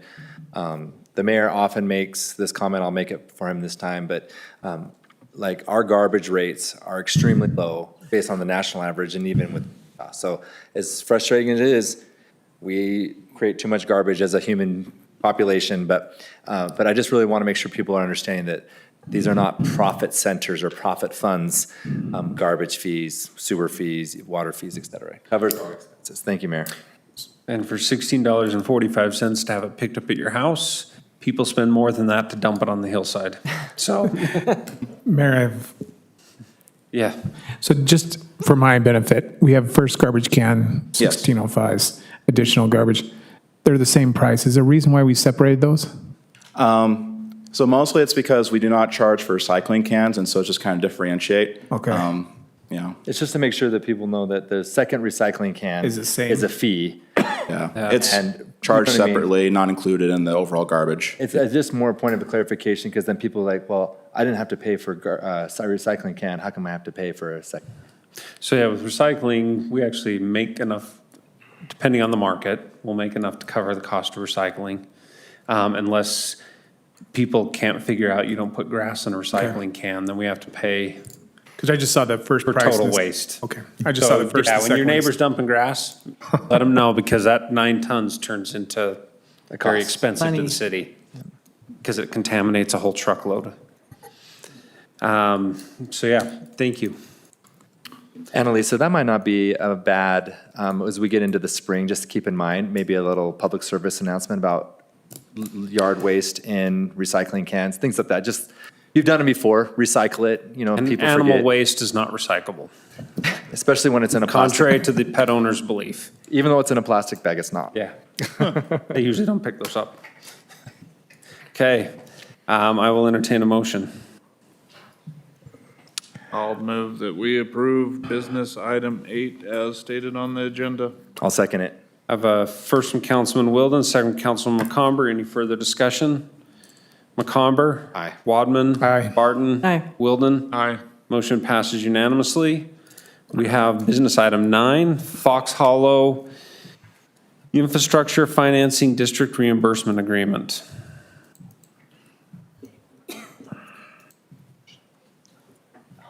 Jeremy? Okay, wasn't sure. Mayor and council, as we've discussed with you before, there is an IFD in place for the Fox Hollow development that was put in place so that they could finance sewer improvements.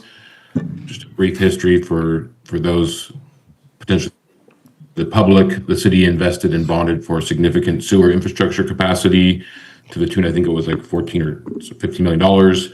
There was some that was, the developers were left that they still had some capacity improvements that they needed to make. Which total about $12 million. So they've put together this IFD to fund this $12 million on all of the participating landowners in the south end of the city so they can begin recording plats again. And so this mechanism here just is consistent with what we've done with other developers as far as when they build this infrastructure that benefits a large area of the city, there's an impact fee credit agreement. And this is consistent with that. So this, go ahead. I was going to say, to put this in short, this is just doing what we asked council, that development pays for development. New residents don't pay for development. Yeah. Correct. Okay. Correct. And there's, just to finish the thought, three big pieces of infrastructure this funds. This funds a new lift station at the Talons Cove Golf Course. If you remember, staff and council worked together to negotiate acquiring that property a couple of years ago. And so this will build that. And then there's two pieces of pipe in Redwood that have to get upsized to, again, provide capacity. Those are generally kind of between Villages, Parkway, and Wildlife Parkway, approximately. So those three projects total about $10 to $12 million, per the engineer's estimates. And that's what this covers. Okay. Councilman McComber?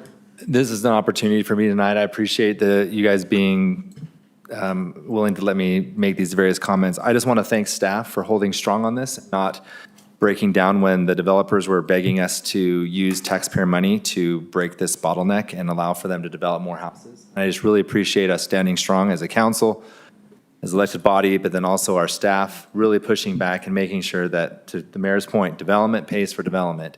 And they want to build more homes. They have the right to. They had to get their sewer infrastructure up to capacity so that they could have those vested rights to activate those.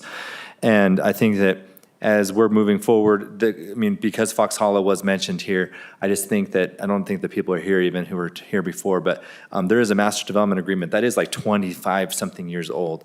And so if they're coming back, and I'm just with staff, if they're coming back and asking for exceptions and want to open the master development agreement, I would absolutely welcome that, and I would love to have that conversation on December 2nd. Because they will lose a lot if they want to open up that master development agreement, because I think that was one of the worst. It's 25 years old before any of us were even living in the city. So I just want to make sure that. Safe to say there's a lot of stuff we'd like to get rid of if they want to open it. Right. Because if they're looking for exceptions and variances, I'm just saying it might even be worth having a conversation with them. I know you probably have, Sarah, and others, expressing the view of the council. You know sort of where we stand, but I really don't think that Fox Hollow wants to look at opening that up. But if they're looking for variances and things like that in 2 weeks, that's going to be a very interesting conversation. We'll pass that along. Thank you. Thanks. Okay. Thank you. If there's no other comments, I will entertain a motion.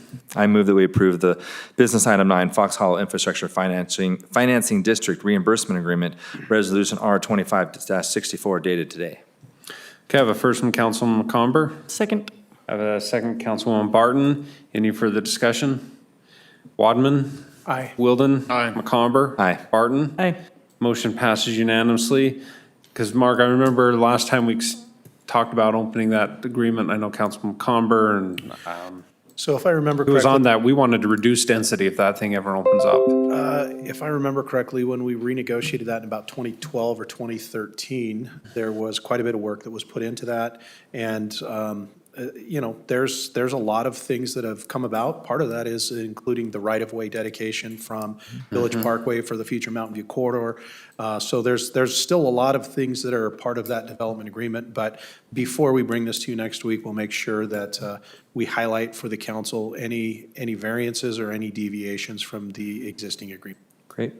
Okay. And if they want to open it up, then that's their choice, but I wouldn't if I were them. Okay. Perfect. Okay, thank you, Mark. We'll move into work session. We have the city entry monument concept plan. After we do this, we'll take a short break because we do have the discussion with Larry H. Miller, and we have invited the planning commission, and that'll give us time to get people moved around. And the planning commissioners, the staff did provide some snacks and things. If you haven't yet, feel free to go into the boardroom. Okay, Mayor and Council. He's not on. Jim? Mayor and Council, as you're aware, we've been working on this entry monument project on the corner of Riverside and Crossroads. And we have the contracted consultants here representing the JLR and Blue Line team that were chosen and have entered into a contract with us. The purpose for the work session tonight was to look at some concepts that they have developed in conversation with staff that they'd like to present to you and get some feedback, some direction as to what looks best, what feels best. Keep in mind, we also have, as part of the contract with them, that they will be developing some design guidelines for future potential monuments in other locations in the city. And when we're done with their presentation, I'd like to briefly show what we've identified in the city as potential future locations without identifying any particular time, size, or anything else, just what can be looked at as potential locations. So I'll turn it over to the JLR team.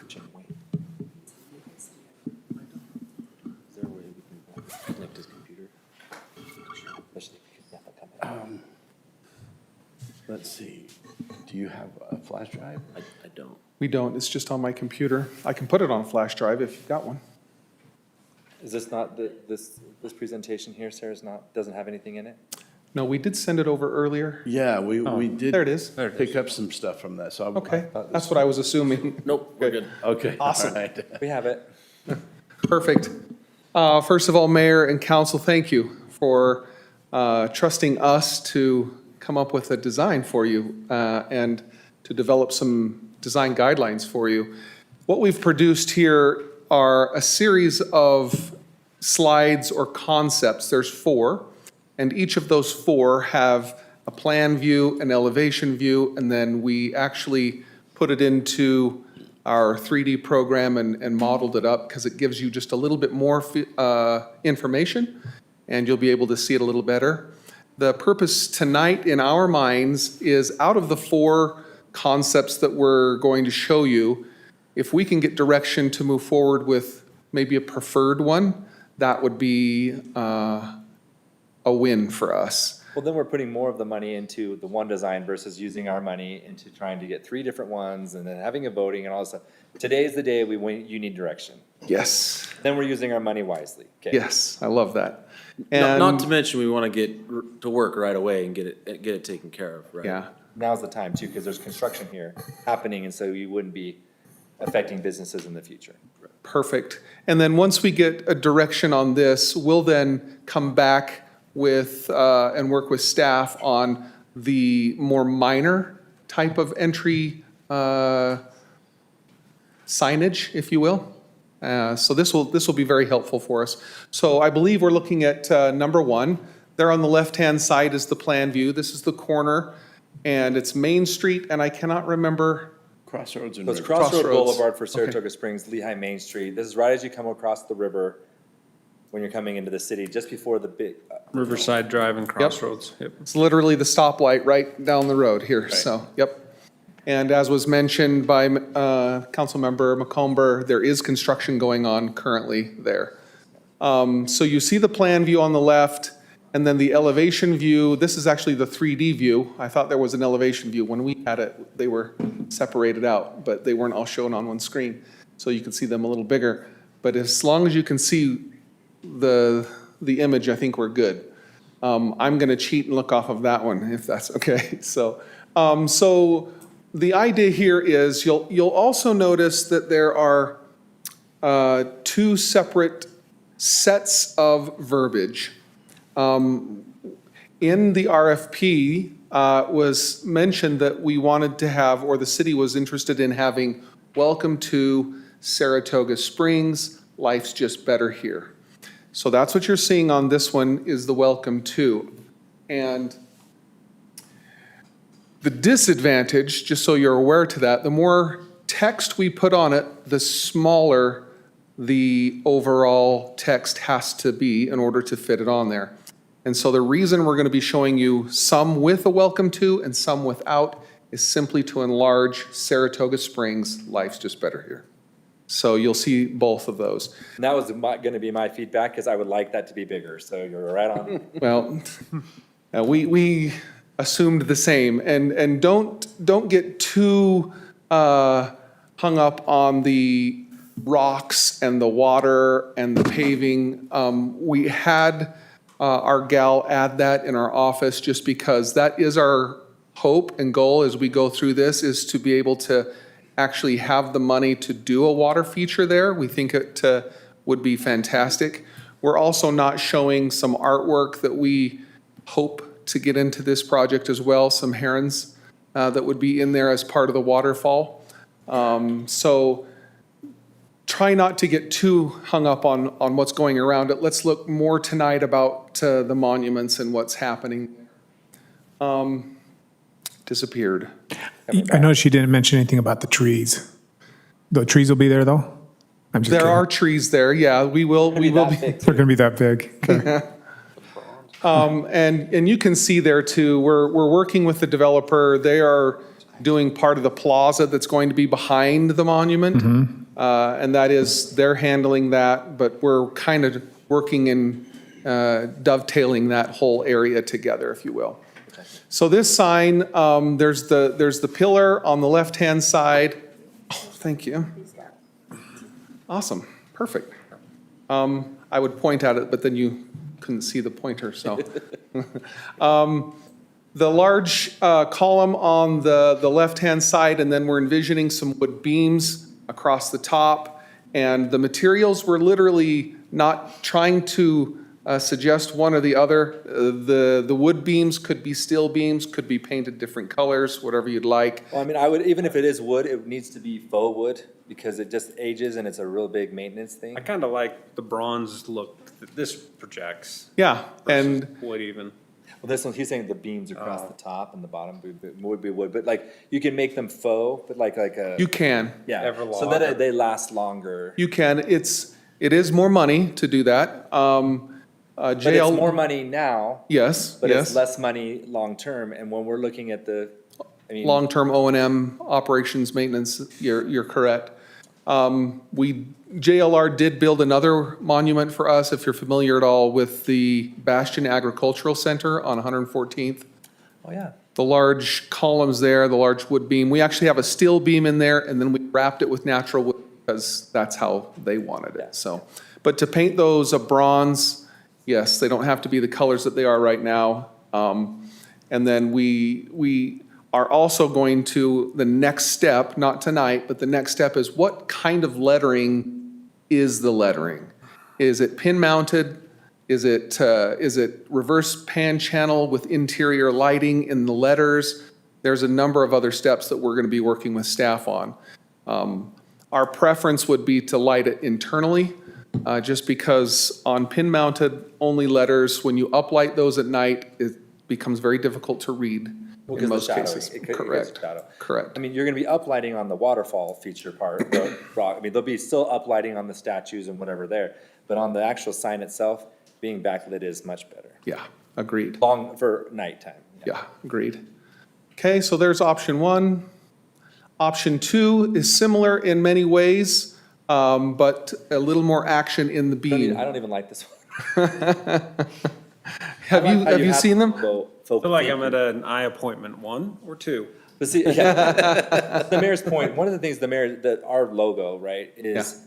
It's our brand. It's our brand. It is extremely important. And by having it on the column instead of here, you had it featured and now it's not. And so that's why I sort of joked about that, not like. Yeah, I'll back up just to make this point. It's smaller on one or the other. And so it does get larger here. And you'll see this progress and get even larger. So. And I know the future ones, but I'm just saying this one because, yeah. Yeah. So again, you'll also notice in this plan view on the left-hand side, these are straight monuments. There is one that we put in there on a curve. And so I'll point that one out. This has a curved beam. The other one didn't. It has a curved beam, horizontally curved. This is going to get a little weird, but it is horizontally curved. The one that you're going to see is more. Oh, bowed. You're saying bowed, if you want to, yeah, if you want to say that. The other one was straight and this one has a horizontal, curved. Correct. Yeah, if you look at the top view here, I guess it's on the left, you'll see the sign's very straight. What he's saying is it would follow the curve of the A future water. one could be bowed to match the curve, yeah. It could, and that's what you're seeing in this one right here. Yeah. I like that. So, and in this one as well, you're seeing that the brand is much larger on this one. Now, it doesn't have to be curved. This one in particular is. We could straighten that out just as easy as we can curve it. Curving though, being on a corner, it does allow for better visibility as you're making the various angles, correct? It does. I think this is a soft enough curve, it's not gonna make reading it complex at all, because it's large enough. How much more cost difference is curved versus straight? That's gonna be a JLR I mean, question. we'll have to go and price it out, but I don't think this concept isn't gonna be much different. So then I think the curve adds an element of sophistication, and if it's not that much more. Can I ask, so I don't know if those people are ratio, but is that is that going to be like 10 feet tall? Unfortunately, I'm not seeing, we have this all measured out in here. Okay. And Okay. bear with me, I'm gonna flip through here. Nope, that's all we've got, so sorry. That last one again? Yeah. Over the four. Concept 4, you didn't do concept 4. Yeah, no, I was hoping, on my presentation, we have elevations with all of the measurements. Okay. And to answer Council Wadman, yes, the ultimate height of all of those are 10 feet, because that's as high as we can go in the city according to the. From finished Some grade. council members and shorter than others. All I gotta say is, I missed the I don't last, even know how to come back. yeah, Number sorry. 4, Yeah, there we go. And you get rid of the Welcome To, and then the Saratoga Springs would be bigger. again, the brand on this one is much larger with a beam, whether it's wood or painted or whatever. And this is just coming into the city. There's not gonna be anything as you go all the way out. The Welcome To. Correct. If you got rid of the Welcome To on this one, that Saratoga Springs and Life's Just Better Here would be much bigger. Correct. Kind of like the bronze background to it. You go During back the to day. number 3. Would it be about that size with the beam, if you got rid of the Welcome To? Yes. See, I sort of like the beam, and I actually like the bronze back, because we have other bronze entrance monuments. You do. So then it's a ode or whatever. And then I also think a light letter during the day on dark back shows up really well. And then if it's lit up during the night, it'll be regardless. It's the same. Right. Got that concept. I like 4 without the Welcome To, even though the Welcome To is nice. It- But they're already here, so we're not really welcoming. But that's a good point, Michael, though, too. The lighting will come from the bottom up, right? Well, that They'll depends. be lighting on the fountain, but they'll be backlighting the wording that it's at night. Okay. Shows up really nice. Okay. It won't be like our other ones where where we're solar powered and there wasn't enough light bulbs and half of the words you couldn't see. Right. You guys all know what I'm talking about. Well, that's what we I'll see want, it. that's what we wanted to do. So this one isn't curved, this one's straight, right? That is Curved one is correct. number 3. The only curved one is number 2. Or 3. Well, sorry, curved. Bowed. Oh, Use that that's what term. I'm asking. Bowed, yeah. Bowed, yes, that is correct. Okay. But number 3 could be straight as well. I like the Not curve. have to Can be. you, Yeah. could you curve this? It's more complex because now you're gonna have to bend the steel or bend the wood. Yeah, I don't want to do that. But I just think I like the dynamics here, but it's just me. But I wouldn't want the Welcome To, because Saratoga Springs, that's the most important thing. I like 4 without the Welcome To. Okay? And I do like the idea of the cranes hanging out in the rocks. Yeah. I mean, good, Nate, that's gonna look so cool. Yeah. It will be, and we've got probably 6 to 8 artists renditions of different cranes. Really, really pretty fun. There better be a baby crane. Well, we don't have any baby ones yet. Everyone loves a baby crane. Because if you ever walk along Utah Lake, and the artists, I'm sure they will probably be doing that. I really encourage people, get down. There's public access at Eagle Park. You can park there, and you can go down and walk along the lake. You'll see the cranes that the sign is actually created after. And every year, there's this little family that comes, and they have baby cranes, and it is the most adorable thing. That's awesome. If you want, we could put a stork in there. Yeah, carrying the baby crane. Just not a pink flamingo. Blue flamingo? So, A blue flamingo? a blue one, yes. The blue Not a heron. pink, but a blue? So am I hearing option 4 is our Option 4. direction? Okay, Without the Welcome Yep, To. option Okay. 4. awesome. That's helpful. Without Welcome To. Yeah. Yeah. So the Saratoga Springs is bigger, and then Life's Just Better here in the And- cursive font. And you like the bronze beam? I do, I like the 'Cause we could- bronze background. Because The beam doesn't necessarily have to The be, beam but the doesn't bronze have behind that, where the the word. darker darker background. background.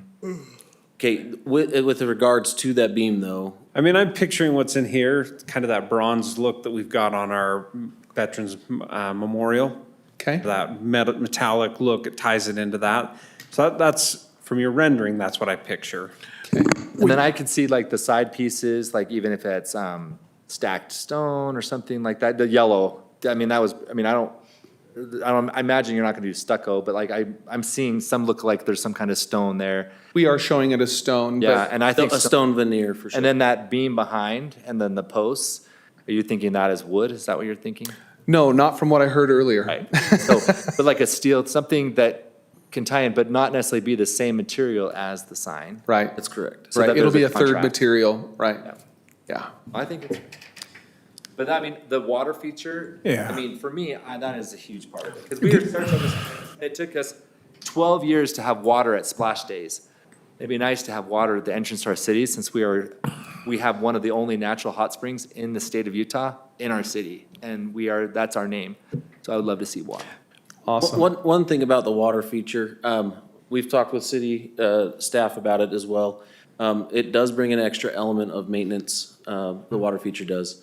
So just be aware of that. You know, we're gonna try and design it and get it to function where the water could actually flow year round. We don't have to like winterize it or anything like that. That's the key right there. But it is an element of maintenance for city crews. So be aware of that. Kids like to put soap in it, you know, you get all that stuff. Algae can potentially come into it. So there is some maintenance costs that will be associated with that. And I just want to be upfront about that because there's a lot of cities that will put them in and then within 5 years they take them out or they put dirt in there and plant it because it's a maintenance thing.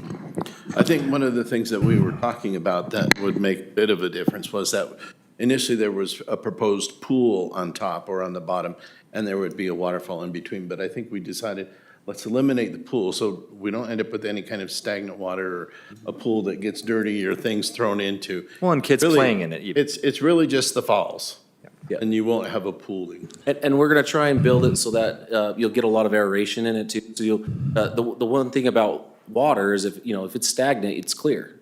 And so when it's moving and it's getting aeration in it, you get that white bubble look to it. Yeah. And that's what people are gonna be able to see from cars or the other side of the street or things like that. Great. The idea of that is to get that. And then we talked about lighting too, and we can get lighting in there that you can actually light it at night and get a little bit of flow as well. I don't know if you're familiar with Taylorsville City Hall's new entry. We did that one as well. And it has exactly what you're talking about, where we're aerating the water behind it, and those letters are reverse pan channel letters that stand off of the wall, and the water does cascade down behind it. So there's a number of things, and it has a combination of uplighting in that water as well. But it's different in that it's more modern than this one. This is going to be more mountainous. And we're working closely with Dan and his team on getting as much vertical fall as we can out of that water on that corner, because that's where you're getting that action. It is a pretty steep corner. So this is well designed here. We need to have a big water feature in every entrance to our city? No. But this one is well designed for it because it has that nice slope. There's lots of down capability. And I think it will become one of your more prominent designs that you guys will do because of the uniqueness of the location. So the one question I have, I know this is an artist rendering, but will the shade of those rocks change depending on what sign we choose? Absolutely. Well, the sign, not necessarily the sign. We cheated because we changed the longitude of this. Okay. When our artists first did it, it was all in the shade because the sun's always on the south side, right? And it was just too dark to see. In reality, it's going to be bright like this, but the sign won't shade it necessarily. Okay. It's back far enough that it's not an issue. Okay.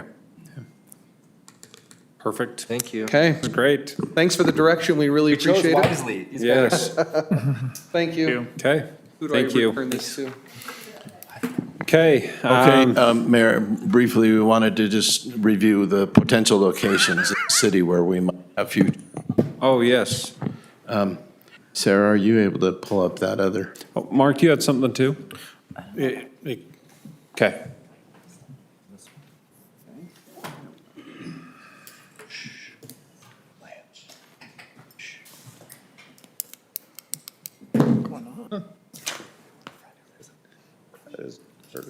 Okay, briefly. I didn't realize that was me. All of this, of course, can be amended according to future need and budgets and everything. Just to show you what we've looked at on a staff level, locations that we think would be good for some type of monument. Perhaps it can be much smaller without a water feature or some variation of the designs. But again, we're going to be getting design guidelines from these guys that will take that particular design that we're doing here and just small variations of how you can adapt that. So. That's the one we just talked about. Let's see. So starting at the north end of town, I'm just looking at that, that location just right off of Redwood Road where. Needs to be a big prominent one. Yeah, because that would how to make up for the probably- big Lehigh on 2100, 100 feet. Right. So there's a good location right there, and that's very close to where the old sign used to be that they took down. So at some point, we're going to want to look at that as a sign location. Again, this one, timing-wise, sooner the better, because there's construction happening Could be. here. Yeah. And then you're not When disrupting. when they took that down, is there compensation to replace it? Because they ripped it out and destroyed it. Yeah, they took it down. Jeremy might know what happened, the Said it arrangement. deteriorated when they took it off, but the steel part too? We have the steel part at Public Works. The concrete had to be So the demoed. steel part, we still have the concave. But I think, we need to look at redoing them and branding like we did with the new one. Yeah. Yeah, just a reminder that the ones we had before were not Saratoga specific. They were actually Pioneer Crossing designs in American Fork and Saratoga, and we all got the same design. So it was not a Saratoga specific design. Okay, then looking at additional locations of the east entrance on Pioneer Crossing at 2300 West and Pioneer Crossing, looking at that particular corner on the north side there will be future opportunities there that we could work with the property owner as that property develops, or even if we do it before it develops. I love this location, because a lot of people don't realize they're actually in Saratoga Springs. Right. Get there. Okay. Okay, then another east location is where we currently have the UDOT or whoever placed that sign in there right now. As that roadway of Pioneer Crossing widens, there still will be some opportunity of land there that we could do a signage there, even though that's already well into the city because we put another one there. It kind of feels like maybe we another one. Maybe we don't, but if we want to do that, there is opportunity Well, that we technically, you do go from Saratoga Springs to Lehigh. To and then Lehigh, Saratoga exactly. Springs. So, I mean, technically, but yeah, not as high a priority, since there is one there now. Right. Okay, and then this is looking at the west entrance on Highway 73. And I made 3 circles here because there's a lot of options currently because the line's not currently developed. But all on the north side of the street because most of the widening is going to occur on the south side. Yeah. So there are various opportunities, but the 2 red ones on the further side there are projecting that there will be a street in between where those 2 red circles are, so we could decide which one makes more sense, but. The one on the far left is actually the entrance from Eagle Mountain, correct? Right. Yeah, that's more like logical location. It could be, but there's some slope, and you've got that utility property there that could do a little bit with visibility, so that's why I gave a little extra options on this.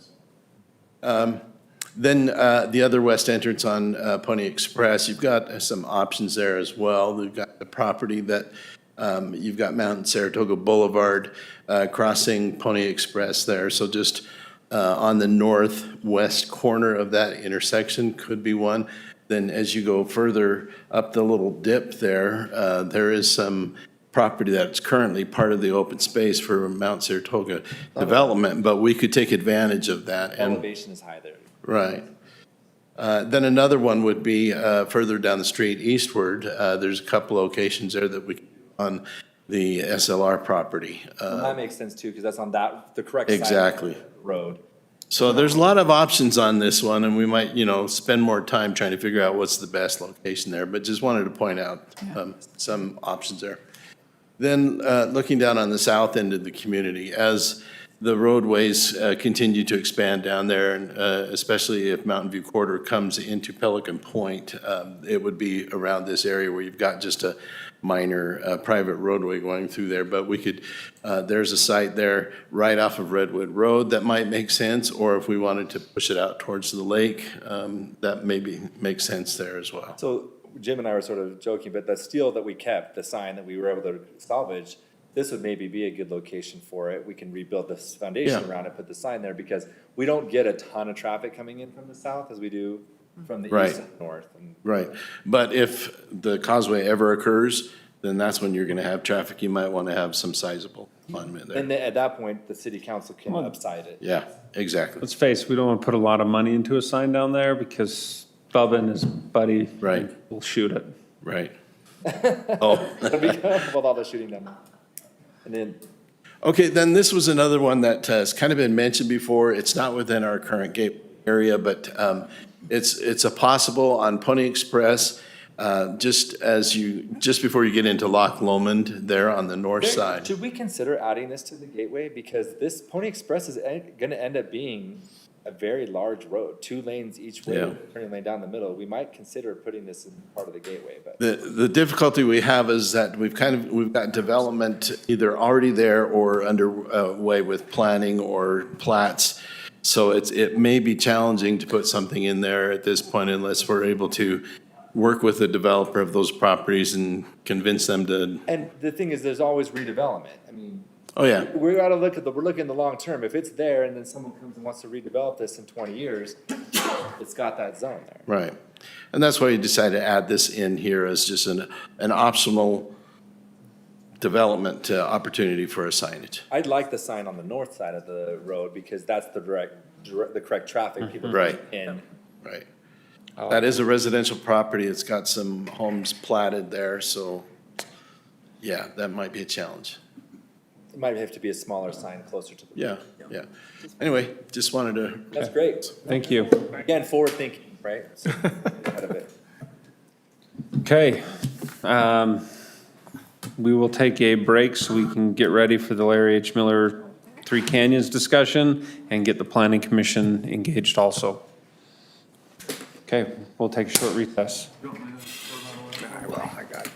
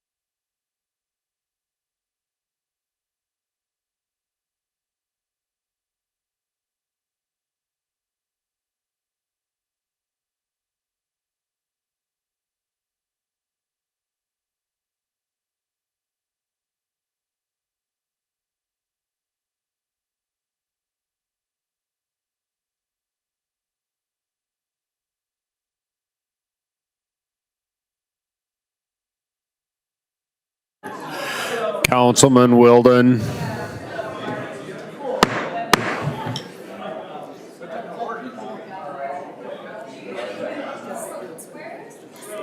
Stephen.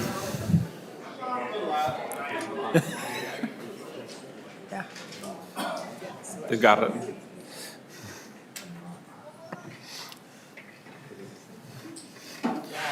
Okay, Does it have to be black pen?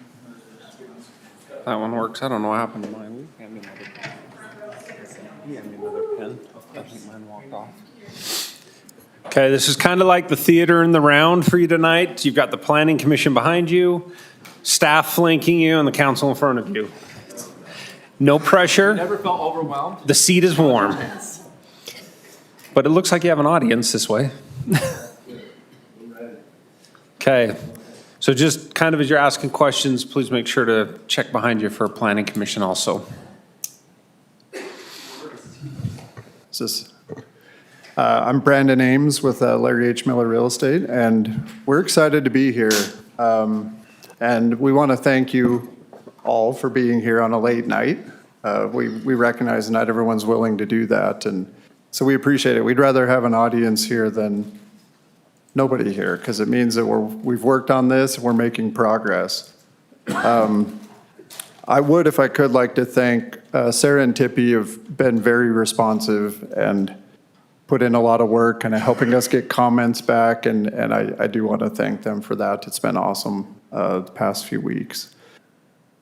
So what I'm going to do is, if I can, I'd like to just go through this single-page document that everyone should have initially. It's just meant to be a brief overview. And then there's a packet that was sent out that I'll go through that has a little more details that will touch on each one of these points. We first want to recognize that this is a big project. We know that. And our anticipation, up to this point is maybe not to have every single little detail figured out. We can get through that as we go through the individual plats and phases. But we want to make sure that we've touched on the really key points and make sure that you all feel comfortable with the direction that we're headed. And then we want to make sure that we feel comfortable to move forward from here. A lot of time and a lot of effort has been spent to get us to this point. And we just kind of want to make sure we have some assurances before we go any further. But we also understand that if we're going to ask for assurances from you, we want you to feel comfortable with what we're providing to the community and what we're offering. The first thing that I want to point out in this single-page document is that we are very aware of the traffic problems and the traffic challenges that exist here. And that's why this is the first bullet point on here, is that we are committed to dedicating the land for the Mountain View Corridor, as well as doing all we can to make sure that it's built and constructed. We know that that's a key feature to easing the stress that the residents and the traffic will put on your city system. And so we want to make sure you understand that we are committed to doing that. The second point on here is that we recognize where this is. We know that the Three Canyons are highly used. We know that it's a great site, and we don't want to shy away from that at all. We want to embrace it. We want to enhance the mountainside recreation. We want to provide access for hiking trails, biking trails. I love to hike and bike and be in the canyons, and so it's really important for us to make sure that we've provided that. We also want to make sure that we have equestrian access. And where appropriate, UTV access. We know that it's being used for that. And so we want to put forth a lot of effort and thoughtfulness into enhancing that accessibility and not shutting it off with. We know that, when you develop on a mountainside, it comes with a lot of challenges and it comes with a lot of responsibility. And we have good experience doing that and working with that. And so we understand that in this project, we need to make sure that we have fire protection, which we can do through the Bonneville Shoreline Trail as acting as a fire break, as well as the water tanks that will be built. They'll have capacity for fire safety and protection. We will build debris basins in the canyons to make sure that our community and every community below us is protected. And we want to make sure that we also are capturing some of the runoff and the waterfall that comes down the mountainsides into the Bonneville Shoreline Trail and transport it over to the debris basin areas. So we're going to put a lot of thoughtfulness into making sure that this is also safe and that it's not just built up on the mountainside and leaves everyone exposed to danger. I mentioned that this is a big project. We know that. It'll be 2,950 homes, which sounds like a lot because it is.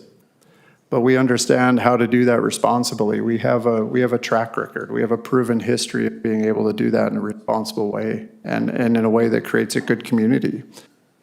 We know how to create a community that lives and breathes, and young people can move in and people can move up within the community, and they can keep going to the same school that they've always enjoyed going to. They can go to the same stores, they can go to the same movie theaters or whatever, and they don't have to move completely out of their area of comfort just to move up in their home, or at some point in their life move down in their home. And this is a community that we plan on creating. 2,950 units sounds big, but it's also important to point out it's only a density of 2.4 units per acre, which relative to the other projects we do is quite low. I think I'm entitling 8 or 9 projects right now, and there's not one of them that is as low as 2.4 units per acre. And I think that's key to understand. The other part that's really important to understand is the timeline of this. I know that it's easy to hear 2,950 units and picture that it's just dropped out of the sky and it's going to land right there and everyone's going to be there. That's not possible. That'd be great for our IRR. Yeah. But that's not how it works in reality. There's a lot of time that needs to be put into the infrastructure and the water tanks, even building the first home. I mean, we would love to deliver the first home at the end of 2027, and that's the first house. It will take time to build up to any type of real schedule where we're really kind of, building and humming along. And while we do that, we're committed to making sure that the road infrastructure and the water tanks and the open space and the parks are all there. So that's kind of the point of the one page, is to give a brief overview of everything. Can I just real quick just say something? Yes, please. This is amazing.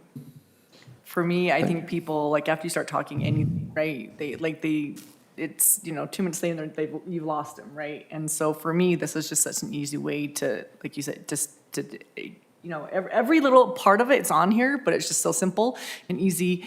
And so I really appreciate this. Like, this is fantastic. Well, this is something I can disseminate to Yeah. people who Right. contact me, who are complaining. I've already taken a screenshot of it with my phone. I mean, a digital version would be great to receive as well. But I've already taken a screenshot, and I literally did send it to 3 Because it people answers all the who are questions that we complaining. keep getting asked, right? Because it does give them, because nobody wants to look at, the packet we're gonna get when this comes in is gonna be this thick. Yeah. They're not gonna look at it. Well, thank you. I want to give a big shout out. It's really great. Well, thank you for that. And we do actually have, you can see there's a web page in the bottom right corner, and there will be an easy way to get to that page so that anyone can get to it without this hard copy as well. So, since this is a work session, I'm just gonna ask a question. You say 2.4 units per acre. What is the units per acre that's actually buildable that excludes the Mountain View corridor easements? It's probably not 2.4. The Mountain View corridor, I believe that's on here. And like, we gotta exclude the acreage using the calculation, the non-buildable space and everything like that. Because whenever we've like presented in every development, it's what is the buildable units per buildable acre, not like everything. Yeah, you can include open space, but like, if it's a steep slope, we don't usually include that in our unit. Sure. Because I mean, we need to be consistent with what we've done with other people, and if we're sharing this with the community, this is misleading. Well, and I think, we made comment that the Mountain View corridor right away should just go from SITLA to UDOT. It doesn't need to go to a developer, get marked up and go to UDOT. It just should go from government to government. And so that really should never be part of the project because it just seems weird, like we're dealing with that, with the gravel pits down south and stuff. Mayor. To yours and Stephen's question, you know, this is just very conservative, but if we were to say it's a roughly 900 acres of buildable acreage, that would put them at about 3.25 units per acre, which is still very. That is good. Very good density. So to your point, yes, it's buildable acreage versus sensitive lands, and those are questions that we've debated back and forth, and we've had these conversations with them. But, you know, our rough math was somewhere around 900 buildable acres. That puts you at like 3.25, which is still a very low That is good. density product. So It's less dense than the neighbor that they're building next to. They were at 4. Could be, yeah. So I think we've got multiple ways of looking at it, and I just wanted to kind of, I mean, I think address to the question. Stephen's point- I think to Yeah. Stephen's point, I mean, maybe we do put in there 2.4 units / acre total acreage. Maybe just add a phrase so that. Like gross acreage. Gross acreage.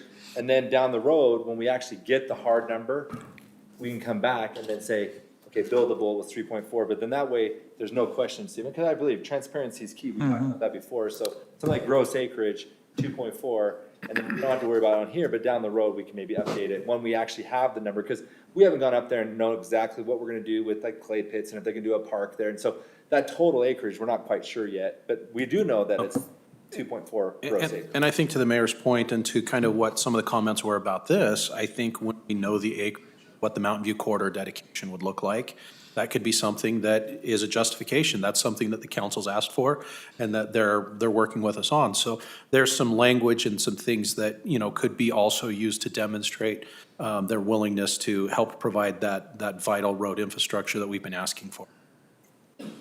Okay.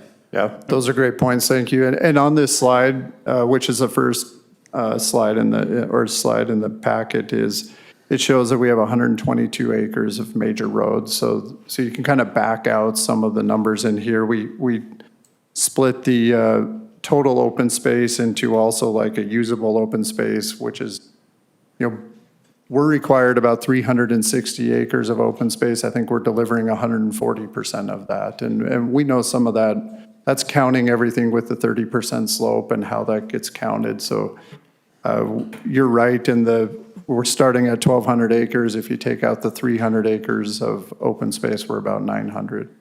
And we can make those adjustments and add gross to the units per acre. That's easy to do. Transparency is good. Defend it down the road. Yeah. Absolutely. Can I ask you another question? Yeah, please. I think the last time we had a working session, you were at like 3,150-ish units proposed. That looks like that's a change. It is. It's really hard with this many acres to, ahead of time, design every lot. It just isn't feasible to do that. And we're ready to do that, but tonight we're looking for some confidence that, hey, we're headed down the right path before we go down that path. So that number that's our ceiling, but it'll vary as we get through this, yeah. So that ceiling's come down a little bit. Are there any other significant changes from our last working session? Yeah, I think the total open space is higher than what it was before. The water tanks are the same as what you've seen before. The debris basins will be the same. Yeah, that was just the gonna, I was gonna attached mention units that. came down, so they're below the 27% on the attached units. You will see in here active adult, which is like the duplexes, but the attached units we brought down below the 27% as well. Some other things that we've done. Oh, go. Can we just follow up on that Mountain View comment on the roads and what's happening? Yeah, transportation, any changes there from when we had our last work session? Okay, so that already. As far as just the Mountain View corridor is concerned, or all of the? Well, on one of the slides, and I'm sure you'll get to it, is the city request. Really quick, Mark, can we get a mic to pass so that those people on YouTube can hear the questions from the planning commission? Portion. or come up if you're, Actually, you're asking great questions, and I know there's some viewers that are like, we can't hear what they're asking. That one has a lot of wires. Sorry to interrupt your train of thought. Can we scrunch up? Or They on, turn them on. My question was a little more general in the transportation, because I know we talked a lot about transportation and our desire that you bear part of that. And I look on one of the slides that has city's request, and there's dollars associated with that. Could you talk to that slide? And that's this one right here. Can we go through the slides and then we get to that one, we can talk to that, Okay. about that? I think to go, and I don't want to think- jump ahead. Yeah, I don't want to jump ahead until we've like covered everything, and I think that's a good way to go, like just to go. Yeah. Then once we have questions from that side, we can ask those. Yeah, that's fine. Thank you. Thank you, Councilwoman.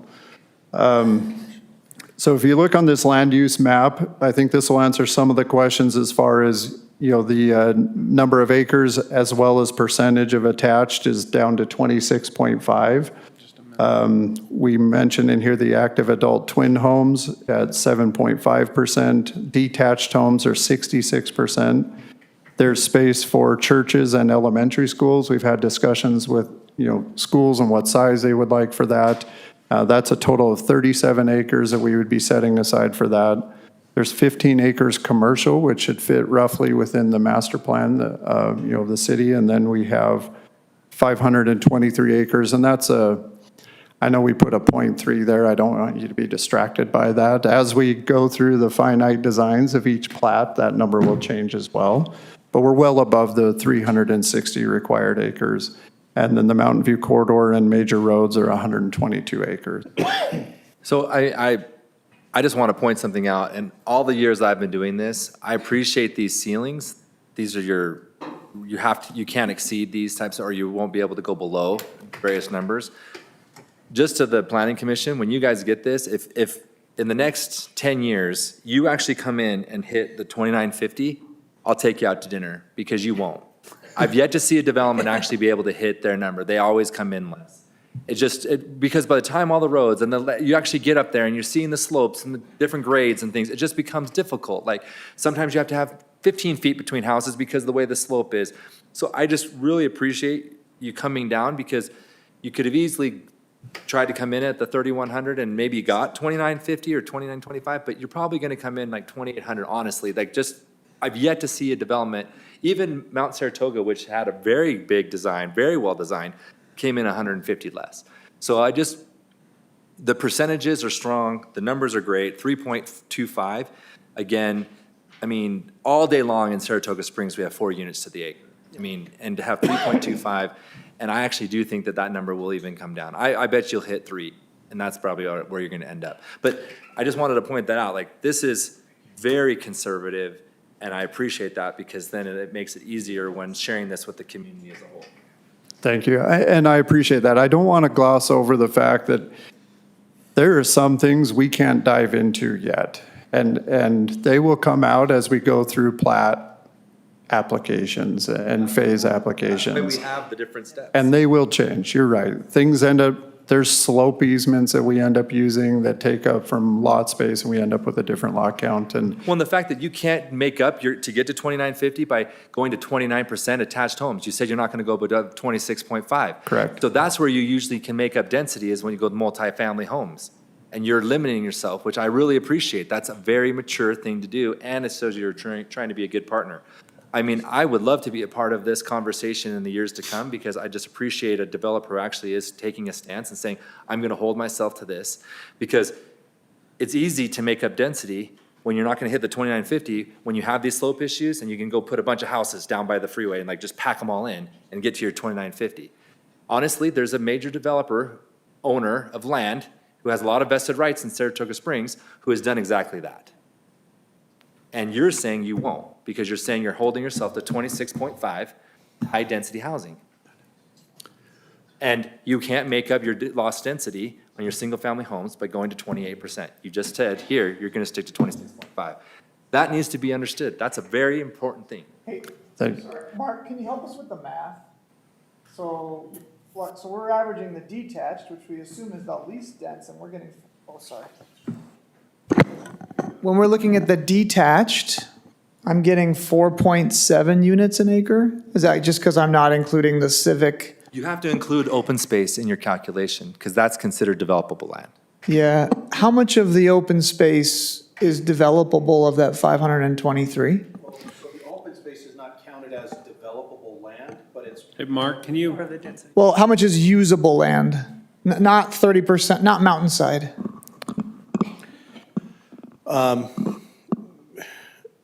Anybody know? So typically your yield, when you look at, let's just go base zoning, typically your yield of 3 units to the acre is going to get you 3 10,000 square foot lots, and then the other roughly 16,000 square feet is going to get eaten up in roads and potentially some of the. So the yield that we're talking about at the 3.25 is really kind of consistent with about a 10,000 square foot lot calculation, but they're going to be doing smaller lots. They're going to different housing, things of that nature. So again, I can't speak to their plan in great specificity, but you're going to have some areas where it's going to be comparable to basically our 10,000 square foot lots. You're going to have some of it that's going to be more dense and more intense, and that's part of what this zoning option gives them, which is they have the ability to mix. They have the ability to kind of place it. Density is not necessarily a bad word. It's how do you apply it? And they have a track record of being able to apply it in creative ways so that it can come and not necessarily feel as if you're in a really dense urban environment. There's different ways that you can, like for example, we've looked in the past at slope ordinances where by moving the homes and creating more open space feel, because you're pushing the house back towards the back of the lot, and it creates a much more open roadway and things of that nature. So they're going to be using the best techniques they can to try and create that development that does that. I can't speak to the product. I don't know what they're ultimately going to be bringing in, but those are the elements that we're going to be looking at. But when you see numbers, oftentimes we jump to it and say, oh, that's dense, or oh, that's going to be a negative outcome, when reality is it's how does it get applied? And there will be probably townhome products and dense areas of product, but where we're going to be near commercial, maybe that's a far more appropriate use. And then, as they've promised as part of their application, they're going to be putting, much larger lots and these, executive lots, if you would, up in their development as well. So we're getting a wide mixture of housing products. We don't know the granular nature yet until we get to the village plan and until we get to the much more detailed development phase of the project. Right now, we're just looking in concept. So the 3.25 is probably a pretty decent number on the buildable acreage. And then it's going to be a question of how does that get applied? And I'm sure they'll be very creative in trying to apply it in good ways. Yeah, I was just trying to make the math work to get to the 3.25. I think I was excluding the roads So if you take and the open space. Is that right? So if you just take the 900 acres of, roughly 900 acres of developable land, and that's a rough calculation that Sarah and I have kind of been playing around with. If you go off of that 900 acres and then, put your 2950 into that, Okay. it's going to get you. So that's including roads and civic. There's and going to be those- roads, there's going to be open space, it's going to be the civic space. I mean, there's going to be all kinds of different things. There's probably going to be some commercial elements in that same acreage. So to say that every lot's going to be a quarter acre or a 10,000 square foot lot, that's a false premise. But I understand it'll be distributed. I was just trying to make the math work. I was just excluding the roads and the civic, and the open space. And so, again, we have a very hilly environment, which the consultant was pointing to. That's going to impact a lot of how this lays out. It's not like we're building on a flat cornfield that can easily, be made to make perfect squares. So the contours and how they apply those contours, it's going to be the art of what they're trying to do. Great, thank you. Thank you.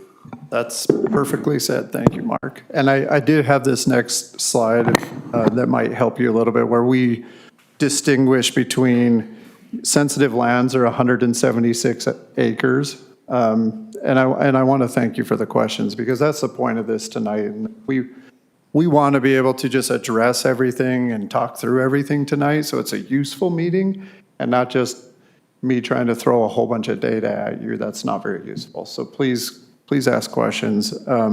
So you can see here that the sensitive lands are any slopes that are 30% or greater, and that comes out to about 176 acres. So everything beyond that, the native mountainside land is 195 acres, and we've got 152 acres of, what we would consider project open space that will be really improved, for a total of 520 acres. So you can refer to these later. I know it's a lot of numbers, and I'm throwing a lot of things at you, but I want you to be able to have this and refer to it later. And please ask questions at any time on this. We're happy to. We want this to be something you feel good about and that you're comfortable with, and that's why we're here tonight.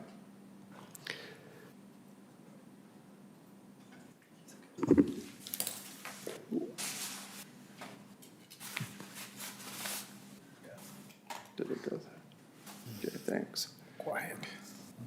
So this is some detail on what the community-wide systems and themes are, and really this is the trail and pedestrian system. We've made sure, we've become really good at building communities that are walkable, that have great access to trails for biking, hiking, walking, and we've already thought those out throughout this community. And so we will include, beyond just the Mountain View corridor, we will include a strong roadway system as well as trail system throughout this entire project, some of it paved. Real quick, looking at your map in your packet, you've got the 4-foot unpaved private HOA maintained, and those look like they're all your mountain bike trails to the trailheads. If I go in here, the pink dotted lines go from all your trailheads as private biking trails. And I thought the original intent was it was open to draw people to the region to connect to the Eagle Mountain through the Bonneville Trail line down to the lake, underneath Mountain View Corridor's bridge. Yeah, that's a good question, and I don't have a direct answer for that specific line, but in general, you're correct. I think there might be, I know we planned on having some mountain bike trails that are within the communities, but our intention is to have everything be public accessed and publicly used as much as possible. So that might be just something that we need to address. I'd like in there. clarified when it comes back, because those are kind of lined up like we talked about with trailheads, but they're private. That kind of defeats that access. The whole point was to have the public access to those trailheads. Correct, Yeah. for mountain And I biking. believe that was the intent. That is the intent, yes, thank you. Labeled here, showing here. it's just labeled here as private. Yeah. Yeah. Just make it more clear, yeah. How often does the city accept unpaved, city-maintained roads? Or not roads, sorry, trails. I mean, there's quite a bit, and like, typically, I don't remember accepting that very often. We typically don't. There are some examples that I can think of that may apply, like in the native park, perhaps up in Harvest Hills or something. But fundamentally, we typically have had paved trails. Now, the question really becomes is how do we want to use this great hillside open space? One of the things that the mayor, we do have a couple of those trails in Mount Saratoga. Thanks for the prompting, Jeremy. But And even Wander, the new Riverside Trail, the one that goes along the river. Our bike park is not paved trails. Our bike park is, and then, you know what I mean, the off-roads are not Yeah, paved. so it really will kind of depend because, where it's easy for people to hike and use these pedestrian trails, obviously you can use a multimodal trail. But one of the things that the mayor's been asking since, kind of the early phases of this conversation is a conservation easement upon all of that open space that's up above the city, and that lends itself more to those types of trails. And so I think It just fits with our lives just better here. We're active, we're outdoors. Yeah. We've worked hard to maintain that. And that's a great segue to the next slide. The intention with our trails, and I apologize for the one marked as private HOA. I think that could have also been, some of our team was working on this pretty late at night trying to get this prepared in time. So that might have just been a slip, but we'll address it. The overall picture that we do want to portray and what we want to point out is that the trail system is intended to be a community benefit. There's key infrastructure for fire, flooding, and debris, the emergency evacuation, protect sensitive lands. provide the open space acreage of 523, and in the end, provide a housing community. So you can see our top points are to provide public access and an exciting community, somewhere you can go hike and bike and walk and utilize the mountains.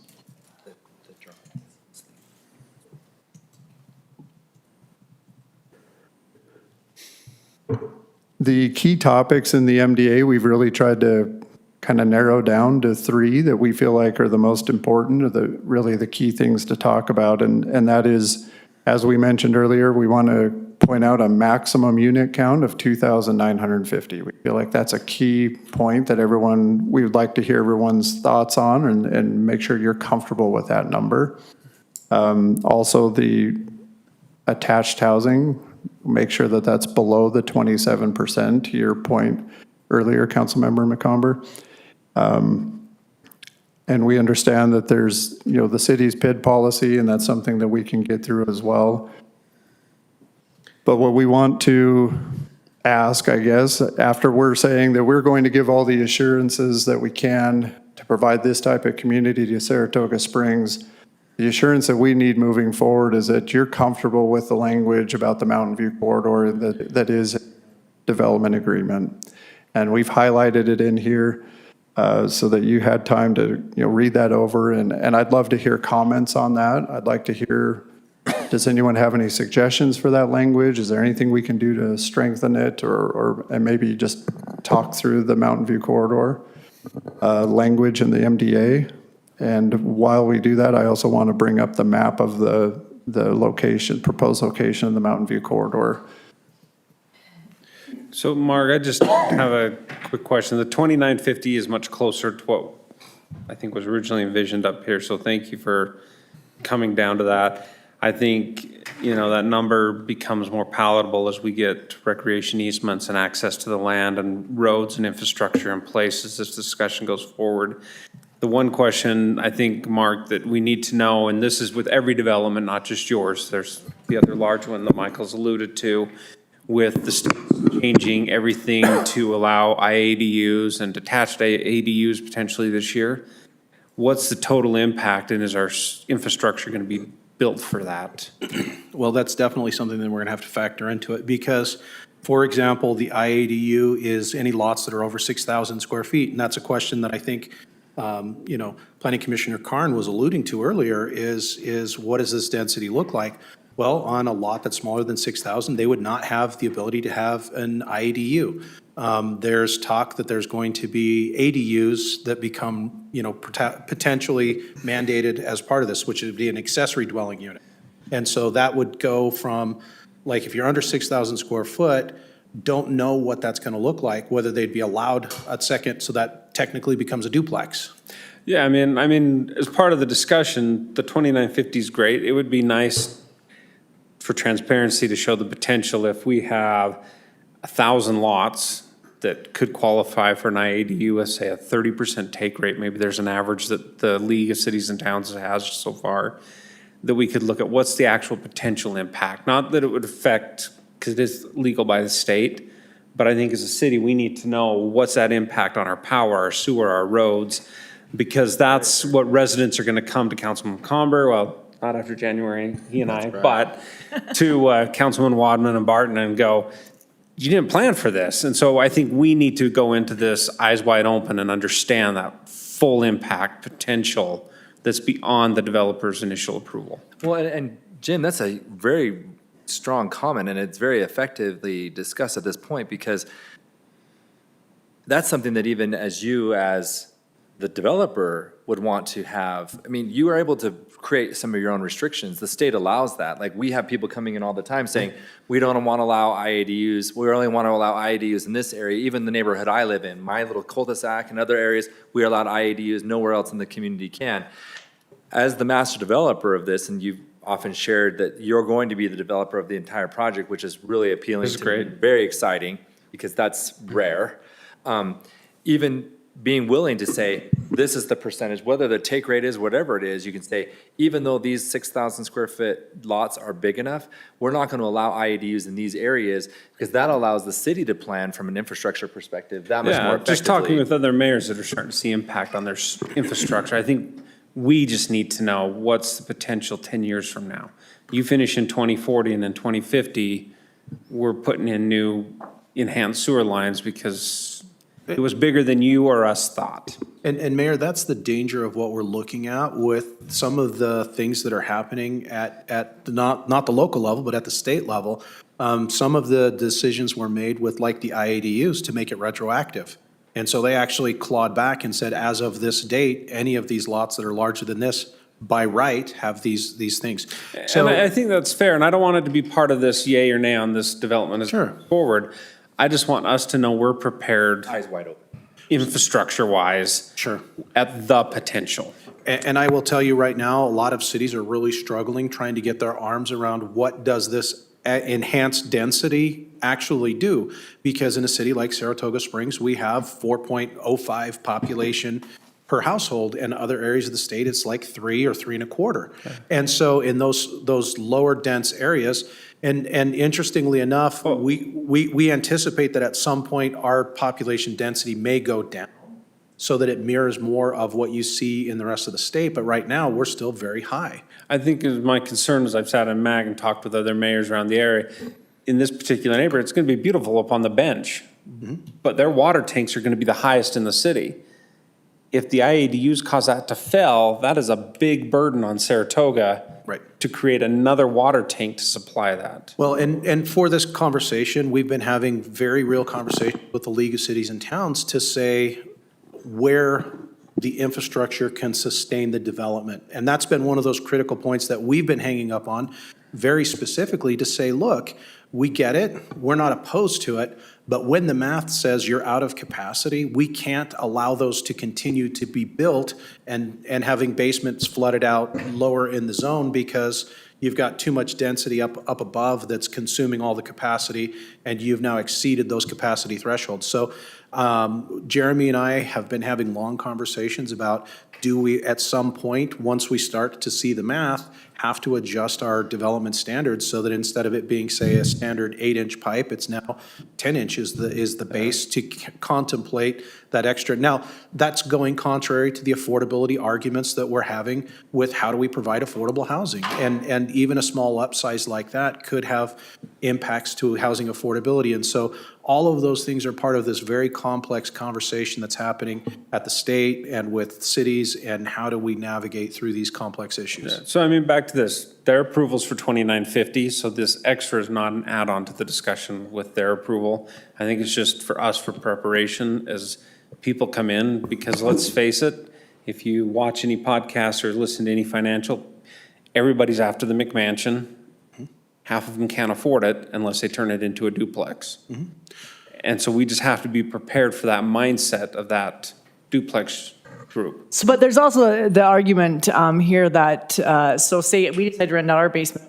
We had 6 people in my house for the last 20 years. Now we would have 4 people. That was the case. So it's really hard to determine what the capacity is in the end, right? Because it could be a family moving into this home with eight people, or it could be a couple and then they're renting out the basement to another couple. So that's less than it would have been if, so that, again, a different conversation and one that we need to have as a city. It right? is. So as we're prepared, as this infrastructure is can going have in, part of it, yeah. we need to pay to upsize the pipe from 8 to 10 inch. But that's what I'm talking about. Like, we don't know if it's going to be a higher capacity or not, right? Like, Well, how do you even determine that? We are looking at that from a league perspective of what does this mean for like the impacts? It's probably not the equivalent of a whole nother household, but is there now a multiplier that we need to factor in? And those are things that are going to. So many different things. Part of that. See, the question I want to ask is if they need a 10 million gallon water tank, but our estimates say, we probably need 12. I would rather we upsize that because it would protect every zone downstream for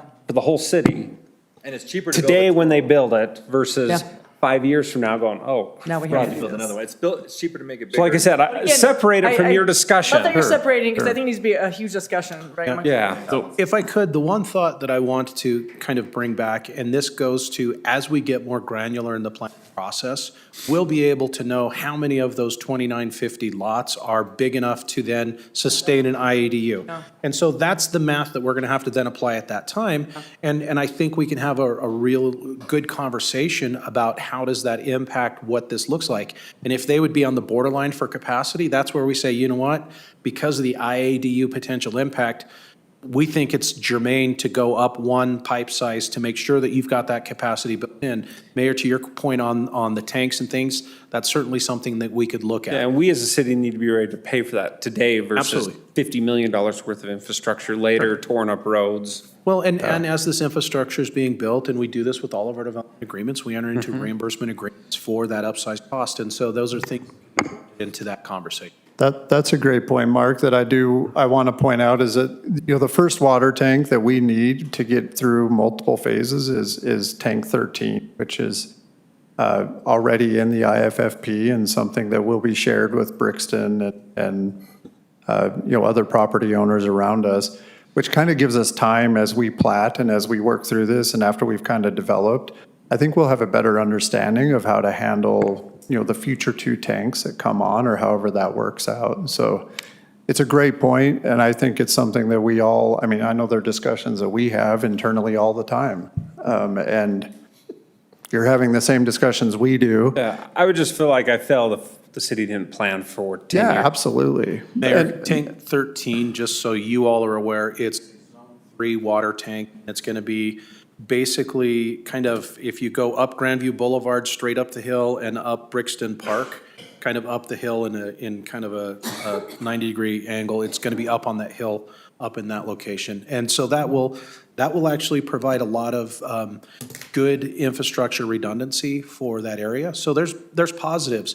Oftentimes we hear the citizens concerned about, do we have adequate infrastructure and things of that nature?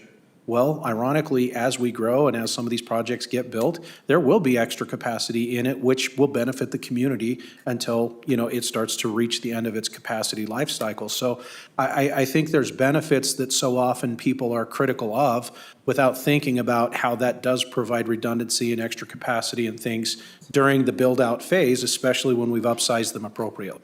Yeah, and I think this applies to Larry H. Miller's projects, FRIs, PRIs, all of them. Elemental Peace Project, all of them. Just, we need to start thinking in those terms because it's new. Well, we are very ahead of the curve on what we're trying to do with our infrastructure planning. And moving to our gravity sewer is making a huge opportunity for us that we're not having to pump all this. But so your question, though, I just want to point out, I just really appreciate on the transportation, especially the Mountain View corridor. You used a statement, and I'm sure you did it on purpose. I'm sure your lawyers looked at this, but I appreciate the word shall. Master developer shall be responsible for sourcing the funding for this construction of this project. I think you also heard the council members who were really concerned about this. And this is a very strong statement. Councilman Woodland just talked about this even a second ago and was concerned about some of the verbiage we had in another part of the meeting tonight because it was an absolute. Shall is an absolute. You will be responsible for obtaining this funding. I just really appreciate that. I believe you did listen to the council, and I just wanted to point that out. So for me, the verbiage actually does very much meet my expectations. He asked for feedback on the language, just have a comment here. When I read this, it looks like it is saying the Mountain View corridor property fully contained versus to and through the development. That means the city's going to bear the responsibility or UDOT at some point to bring it to the development, is that correct? So if we could, I think this is a germane question. The question that I was asked earlier today by a few council members was, is it the intent of this language to say that you're only funding the pieces that are on your property? Or are we building all the connective pieces all the way down to Village Parkway? And I believe that's what we've always talked about, and I believe that's the intent. But I believe this language caused several radars to go off saying, wait a second. Now, we also added language in here, and this is for the council's transparency, to try and say, okay, we will help assist as a city along with UDOT and MAG and all of the other funding agencies to try and acquire the right-of-way. And so we'll be joint partners in trying to do that. Whether the language is quite clear with that, That's what we've talked about as far as concept goes. And really, the intent was that we secured funding down to Village Parkway, and potentially, we will be working with UDOT to get the right-of-way off of their property, because there's, they legitimately said, hey, it's not fair if we have to get held up because we can't buy someone else's property or Yeah, something. and Mark, what I'm getting at is they're fully responsible for their land and their portion of the Mountain View corridor, but there's no, I believe, what I'm reading is that they will work with us and they will work with the other entities to get the funding and to get the land preservation, but I don't think that we should make them fully 100% shall be responsible to obtain the funding that's not even in their land. But leaving providing the easement, providing the corridor, providing the land within theirs, and working with us to do those other sections, I think that is fair. But to say you have to go and find all the funding for more than half of this section of Mountain View corridor that's not within their land, and you can't continue your project unless you provide all the funding for that, I believe that you need to be a partner in that. You need to help us get that funding, go to MAG, go to UDOT, and go to the legislature, and I believe you've expressed that willingness to be a part of that. But to shall be responsible, I think that's asking a lot. I think that being a partner and committing to working with us on the section there between the two, I think is more than we've asked of other developers. And to be fair, Councilmember McComber, one of the initial things that when the mayor and I and staff met with them right up front was for Mountain View corridor to get built along that section. So I'm not clear, are you saying that they wouldn't be responsible to have the whole road connected down to Village Parkway? I believe that they would work with us, but I don't believe they should have to bear the full responsibility, because unless that section, for there to meet their transportation requirements, has to be built. But if they can meet their transportation requirements by law, I don't believe that they shall have to provide all of that. They can work with us and help us get the land preservation and do all of that. But we didn't ask that. I mean, my hell, well, with Wander, we built them a $5 million road and just handed it to them and said, hey, happy birthday, with Riverside Drive. Did we have to agree to annex Wander into the city? What's that? Did we have to agree to annex That was Wander? part of the church's property, 10,000 acres. Yeah, I think we have a little more discretion here because we have to agree to annex it into the city. I think we can. But ask- we did agree to annex in the 10,000 acres. So a couple things. Yes, it's true. We have you have more discretion. This is a Yes, of course we do. legislation. But at the same time, we want time- Mountain View corridor to be built. Yeah, I'm not arguing with you. I'm just pointing something out. All the time, we do require offsite improvements. If there's a nexus between some problem that's created by the project and the city's requirements, so. And that's exactly what I Because just, the road's offsite doesn't mean it's off limits under. but Kevin, it's what I actually just said as well. Right. If they can't meet their transportation demands on our infrastructure without building a section between. But then And I agree I get with- a little bit frustrated when Mark says, oh, the south end, taking it all the way down, where their development will never have an impact going south unless the, 60 people a month that go to the marina. But we're going to force them to build the Mountain View corridor down to all the way to Village Parkway when that has nothing to do with their development, Mark. Come on. Let's be fair here. I'm going to be done in a month. And I'm just like, we don't do that. And even with Mountain View Boulevard and the Edge Homes, we jumped through hoops and did everything we could to help them when they were connecting all the way to SR 73. But the one in between the two, and even the one north, those one makes more sense to me because they will have a transportation impact. 3,000 units or 2,950 or whatever, going north, yes. But that section on the bottom half going south, what impact does that have on the city of Saratoga Springs? If I'm looking at this, Michael, that yellow section to me is almost a must.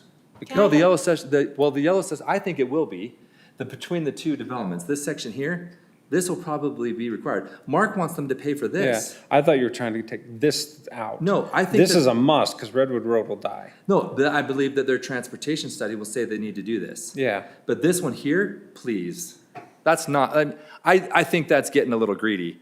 Going south of the box, you guys, the yellow line, from the yellow line down to that. So the Village blue Parkway area. circle. I mean,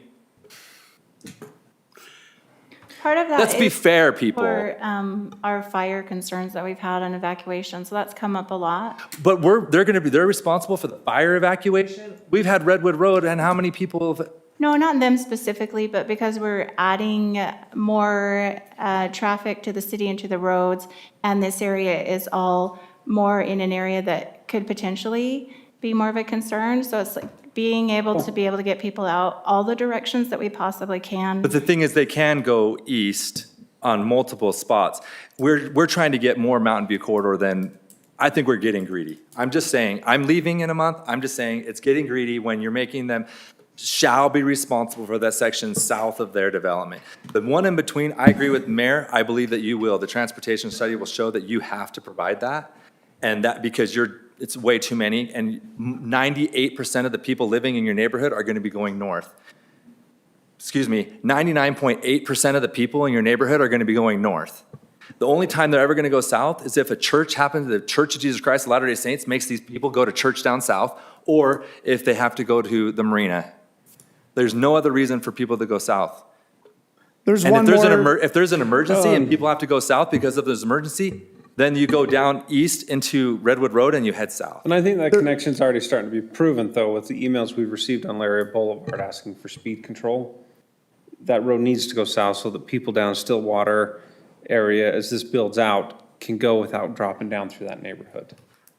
So to your point, I think the But that's only traffic for, study will show it. but that's, the middle section, 100%. Correct. There's no question Yep. in my mind that the traffic study is going to show that even with the other roads you're going to be building, north and south, we have been doing this a long time. And even your section going north, I think that you're going to have to provide it because the impact on Redwood Road will fail Redwood Road. It's that section south that I just get frustrated that we're getting greedy, and I just don't believe that that section south is, in your traffic study, is going to be required. So with that being said, I think that I'm standing by my comments. Your shall statement on the sections that are on your land is great. I appreciate that you're fully responsible for that. Working with us as we continue to get funding, and I believe you will be responsible to build the road in the middle. I'm done. Thank you, Mayor. There is one more consideration that you may have not considered. The long-term UDOT Region 3 Transportation Plan has a bridge in 2050. This is going to be done in 2040, and so it's just 10 years away. And if we do execute that plan, you are going to have a lot of southbound traffic, and having that connection there will be important for an extra 3,000. With IEDUs, maybe another 1,000 homes. I was going to get more greedy and suggest the language in the MDA get Larry H. Miller Group's influence to get UDOT to agree to move up the bridge plan to give us an east-west connector. Well, Larry H. Miller Group will work with us to get more influence there.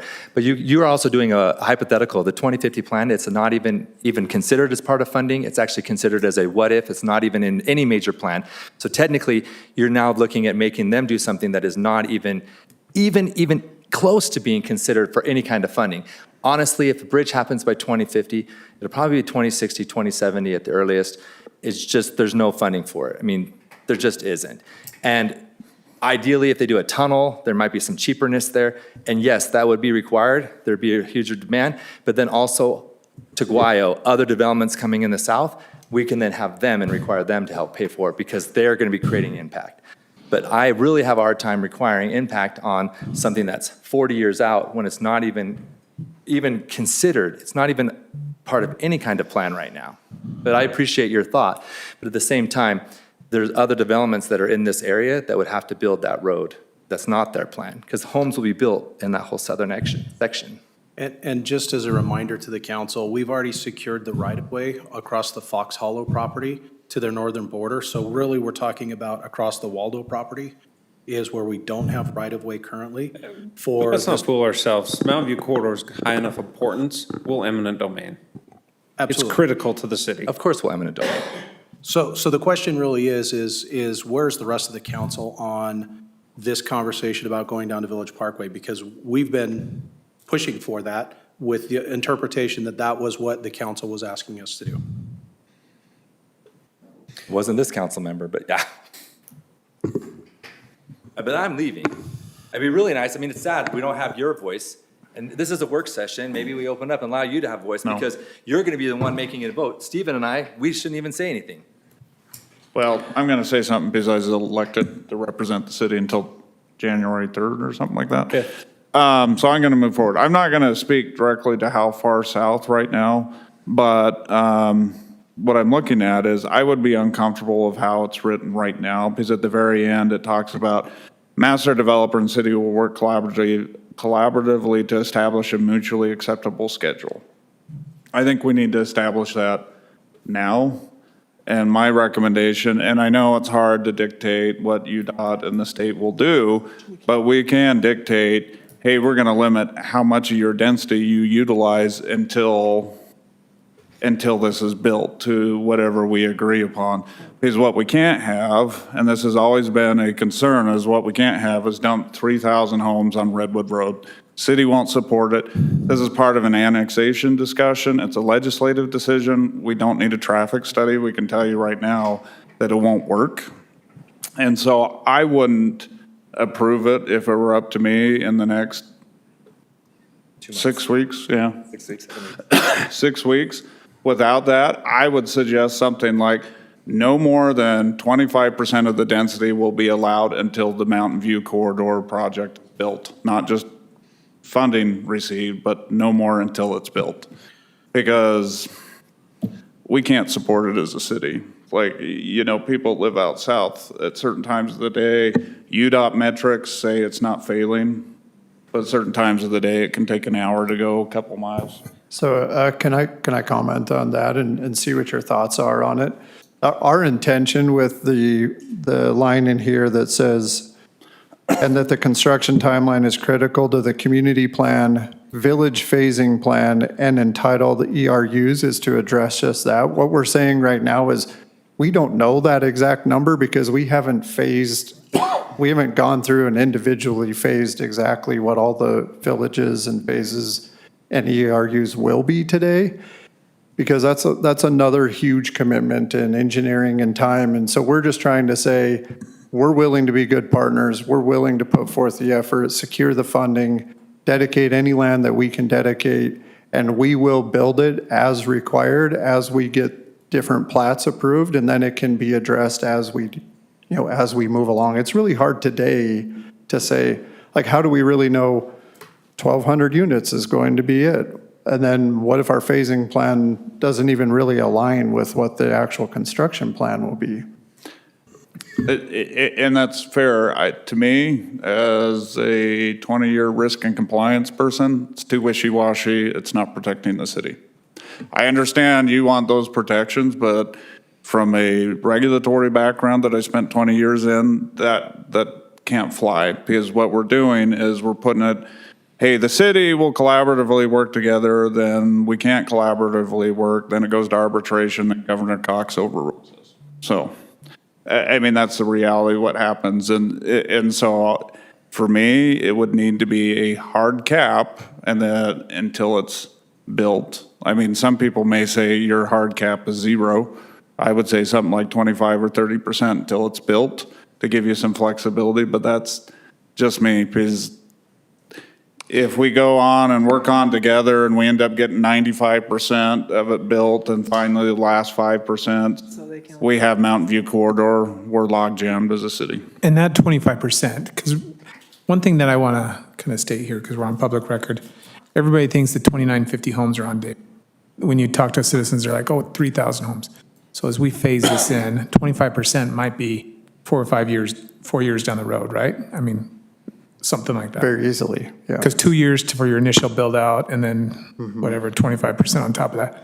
So I think that's reasonable to say, because 5 years, we could have that property, we could have all the property up. Should we stay on this subject, or can I go to the village? Can I give my opinion on that?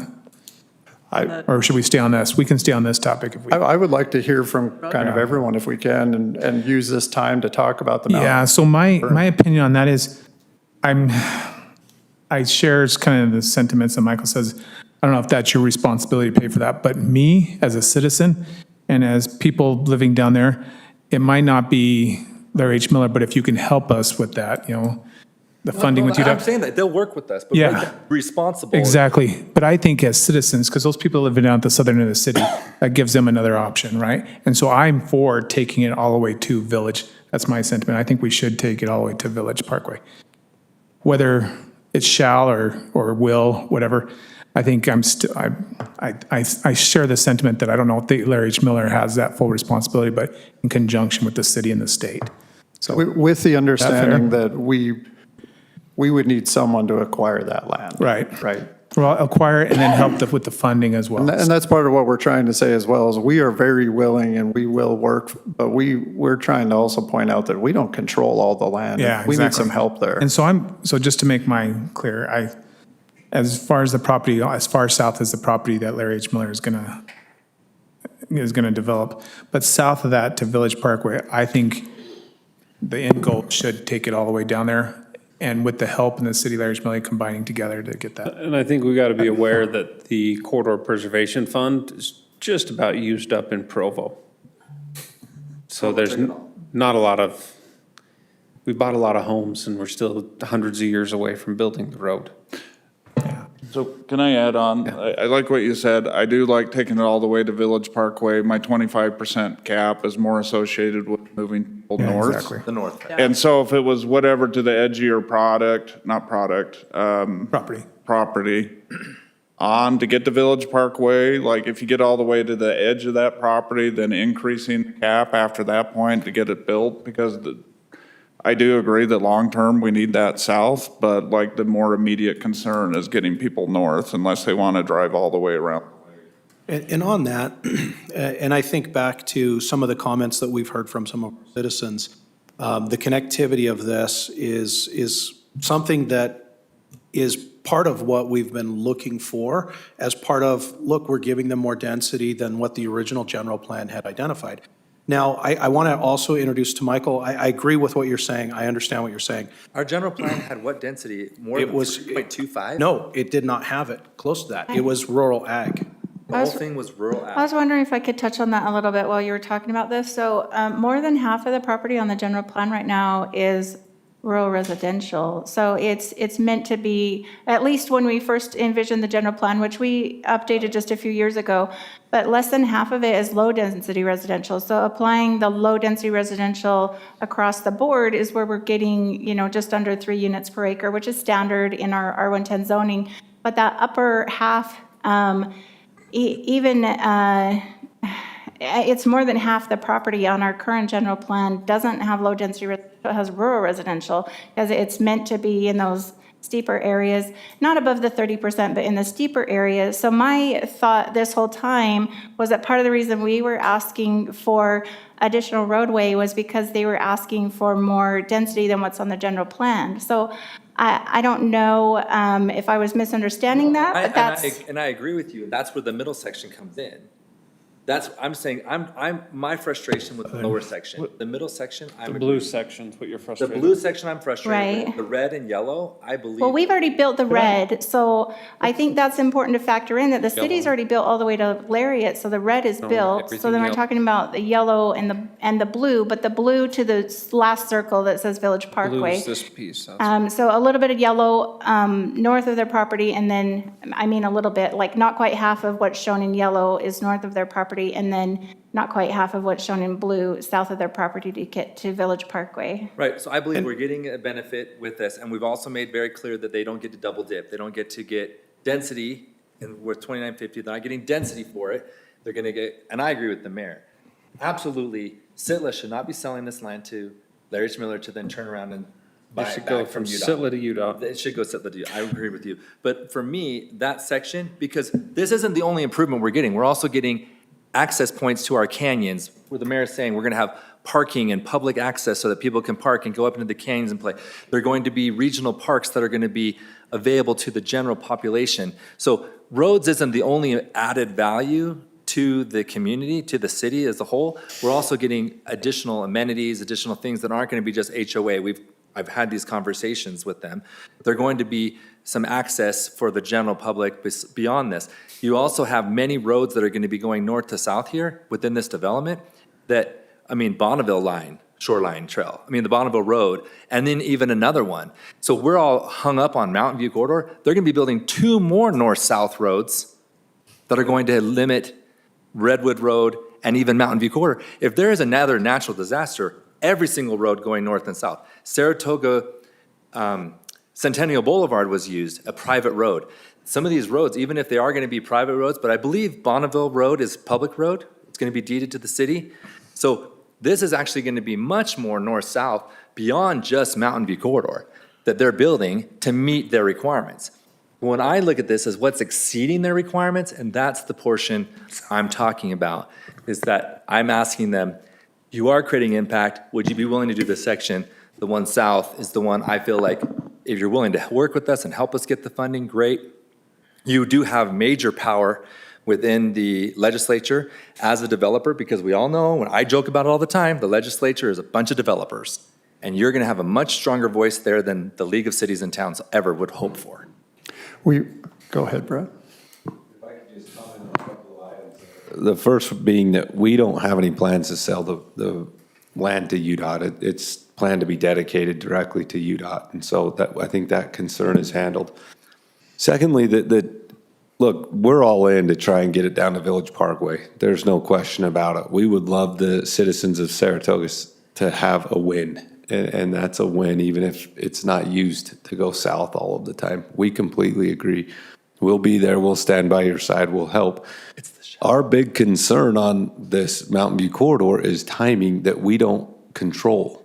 And that really is on who owns the property and when can we get that. So I think if we can solve for that, we can continue to add in timelines on housing as well, because we understand that. We understand you can't build the road after 3,000 houses come. Yeah. We understand. So the it's failure. percentage-wise, I think, is tough, but to Councilman Wilden's point, if you come down, you got the big block at the top, then there's that little neck, and then there's the bottom portion. To me, I wouldn't want to issue any permits in that bottom portion until the yellow and red connect. Can you go to that? Yes. The challenge with that is, when does the right-of-way, when can that happen? Is that 30 years from now? Is that 20 years from now? But I mean, you could start at the top end, right? Yeah, but if it's a 15-year project and right-of-way still hasn't been, like, we have to spread our expense of all of the infrastructure over all of the lots. And so if I've front-ended debris basins and water tanks and entry features and open space and can't get to the last 75% of my lots because right-of-way hasn't been acquired, there's no way to proceed with the project. They wouldn't want to move there anyway because they couldn't make it in their car there. They'd have to helicopter in. I mean, that's the reality. Like, I understand what you're saying, but there will be no roads to get them in and out. But then I can't go put in all the infrastructure, I guess. So that would be, if timing can't align with right-of-way as well, then I don't know how else you put the initial infrastructure in, even the middle portion of Mountain View corridor. Mark, how long does a typical eminent domain take if we don't have a willing seller? If I could maybe take one step back and then answer your question. The first part of the question, or the first part that I've wanted to jump in for a couple minutes here on, is we will be getting the EIS completed by UDOT in December. So in December, it's anticipated that all of this will now be prioritized by UDOT as the state alignment for future growth, which will open doors for funding. So I believe that because of that environmental impact statement that's coming out, that it will likely include all of these connection points. The second thing that I wanted to emphasize was, we've heard very loud and clear from the residents along Lariat Boulevard right now about the traffic impacts they're seeing. And to kind of go back, if we don't build the road all the way down to Village Parkway, at some point, one other neighborhood would have the impact of what Lariat's experiencing now, because we haven't gone to that next connection point, which is designed to carry most of the traffic. So there's multiple benefits. If we stop short of that, yes. Could we connect it? Sure.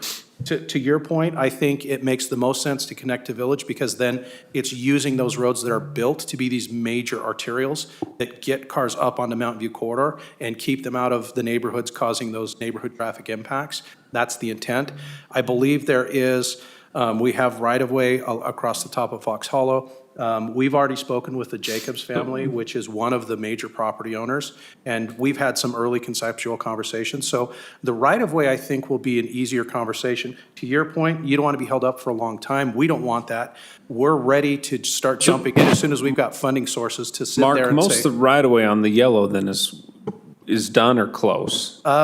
That's off their property? Basically, if you go from Lariat south, we're going to be dealing with about 2 property owners, and they're the same family, different sides of the family. And then you come south of what Sitla owns, and we're going to have the Waldo, and we've already spoken with Waldo Yeah. about that. And then we already own Fox Hollow. To my So- comment earlier, it's not the blue line I'm worried about, it's that yellow piece connecting before homes are in that south part. Okay, understood, sorry. So, yeah, I wouldn't want to hold up what you're doing for the blue to go south. I'm Okay. worried about people going north, and that yellow's got to connect to Lariat.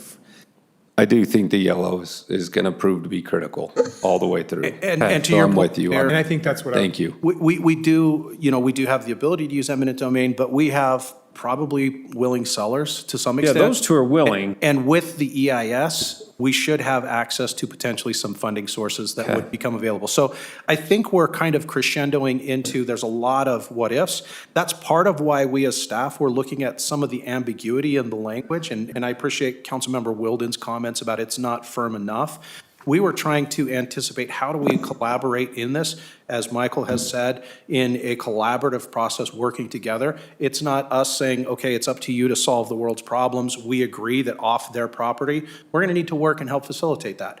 We're also going to need to work and facilitate it through MAG, through UDOT, through any of the funding sources that become available. I think this can be an immensely successful project, but what we don't want to do is create residual impacts, like if we stop short and now Stillwater blows up with traffic and we're dealing with Stillwater Boulevard residents feeling overwhelmed with traffic like the people do on Lariat. And we want to make sure that we're trying to address those concerns so that we're not recreating the problems that we see right now as really serious needs for our community. So I think we're all on the same page in many regards, and it's just a question of how do we wordsmith it in such a way that you all are comfortable and they're comfortable so that we can move forward. So I want to actually give a big shout out to Larry H. Miller, because I feel like tonight, I'm just barely hearing that there was not miscommunication, but staff was saying, we want the road the entire way, where council was like, oh no, we're just expecting the yellow part. Oh, I want the blue eventually, but I don't Yeah, want to hold them eventually, up. But you're right, no, I see that, but I think that was a big miscommunication, because kudos to Larry H. Miller for coming back. I'm like, they want the entire thing, let's make this work, right? So thank you for doing that, because that's what you came with for tonight, where really it was just not really necessarily coming from the council, Well, it sounds like, right? Tonight's language says they'll only do the yellow that's in their property. Right. So No, tonight's. that's, no, that's not how it's written. Yes. It says we shall only do the yellow that's within our property, and they will work with the staff and work with city and work with the council to get the funding, but for the other portions. And I'm just saying to mitigate Councilman Wilden's risks, that little bottom section, we wouldn't start building permits there until we get that piece. And it's gonna be a lot on our part. And I But agree. we can't have that traffic drive down through Stillwater. You can start in the Three Canyon Parcel A at the top corner and start working south, but that yellow piece that's not on your property, we need to work with you closely, because to your point, to Councilman Wilden's concerns, we can't push this through That has to Stillwater. be done, I agree. That has to be done, how we get the funding. It's just the shall statement. I'm just trying to, from a legal perspective, that has to be done before you can develop down in the Stillwater area. So, Can we go to that? Sorry, doesn't it say that they'll do it within their boundary? They said that shall, but read the rest of the paragraph. No, this yellow right here. Right, they are responsible for their yellow within it. I'm saying that they'll work with us for the other portions. Am I misreading it? Well, it says master developer depends on the city and UDOT acquiring the necessary right-of-ways and ongoing construction of Mountain View corridor, and the construction timeline is critical to the community plan and village plan. So I thought that was saying the rest would be up to the city. Well, it says work collaboratively to establish, and I think between Mark's UDOT study coming in December, us working with the landowners, us partnering with Larry H. Miller, that piece off your property to Lariat has to connect. And I think we understand that. And that's establishing the time frame without putting that criteria in. And you're saying basically 0 until it's done. I was kind of saying 25%, which is great. Well, he's agreeing with you, Stephen, 25%, but that needs to be in the north part of their development. Well, sure, but yeah, but anyway, like I didn't really care where the 25% was when I was making that statement, but you know, mayor's point's better, but not having it in there means like they can do whatever, as long as we collaboratively agree on a time frame. That's where we need to agree on a time frame now, is you don't start in the south part until it connects, and then you'll continue to work with it. I think, Mark, Larry Miller, you're comfortable with what we're asking. I think wordsmithing it, we can leave it to the attorneys and get the Terminator involved. Is that fair, you guys? I mean, is that? I think that sounds right. Okay. We feel comfortable with Get the the percentages, feedback. Thank get you. the Timeline down. This is, Yeah. we're not approving anything today. We can spend the next 2 hours over tomato. The other alternative is to change the language from contained to contained and connecting, so that you do connect that one section there. I think what the changes on this slide from what was originally sent to the developer is they've changed it where they're only building at what's contained in the project. So that connecting yellow portion, they're saying that they don't want to do that now. On the slide. So let's work on the language, because I On think the that's, slide, that's what it reads. we can fix that language. Yeah, But okay. what I'm saying is they're Closing to saying they fix that. understand what we're asking staff is. I think you guys can get together and wordsmith it, because we can go in circles all night. It's a good thing you're not voting on this tonight. Yes, we're not gonna write it from the dice. And that's the feedback. And thank you for the work session because of that. The work session gives you the knowledge. Yeah. Where the concern. Perfect. It's wonderful. That's perfect. Thank you. Because I know your intent isn't that, and so you'll work through it and work with staff. Okay. Other questions, or, so we don't wanna cut you short? So I want to, maybe public record, very impressed with the presentation, their product. I mean, even with the public meetings last fall, a year ago, very well done. Haven't been on the council like some of these people have for that long period of time. It's been the best presentation, best foot forward that I've seen from a developer, so thank you for doing that. Thank you. Are there any Thank other you. major key points that you really are looking for? This was the main ones, right? No, I think you'll notice the question came up really early on what's different. And I think what you'll see is we've tried to make everything fit within the city's existing structure. You know, we're not asking for changes in road grades or intersections or anything like that. We're trying to work within this. And so you'll just see kind of a simplified version of what maybe came around the first time. I did have a question just for staff and would like some direction.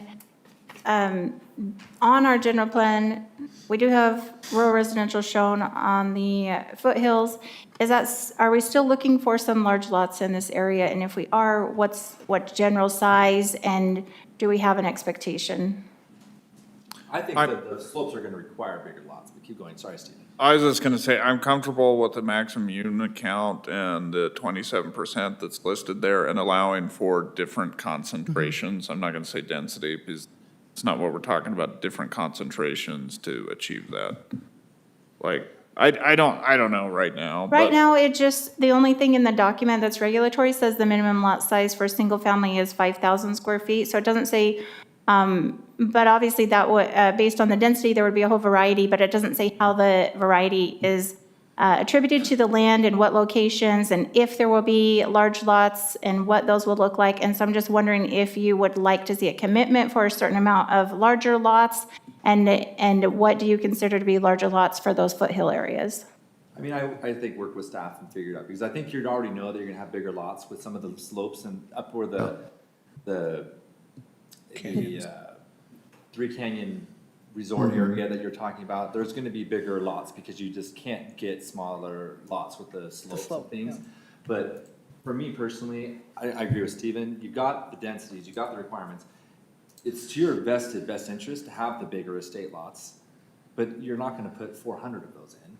And I can't say I want 10% those bigger lots or 8%, but work with staff and see what you're comfortable with, because if you come back and say, we're willing to do 150 of our lots with these bigger ones, or 60 lots or whatever, based on some of those assumptions, like a minimum or whatever, or however you figure it out, it's only gonna make us more comfortable because it's meeting the general use map of the development. And to add to that, could we just, whatever language it is, let's not do what we did with the office warehouse, where we have to provide a variety of random things, and there was no, you know what I'm talking about, Sarah? I do know, yes. Okay, because that was like a disaster. Because it's the intent of it, right? This is the bigger picture, and when you get to the village plan and the, the community plan, these are when you can start to get to those.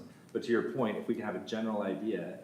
Yeah, because I imagine we're going to have density clustered near the Mountain View corridor that's a freeway.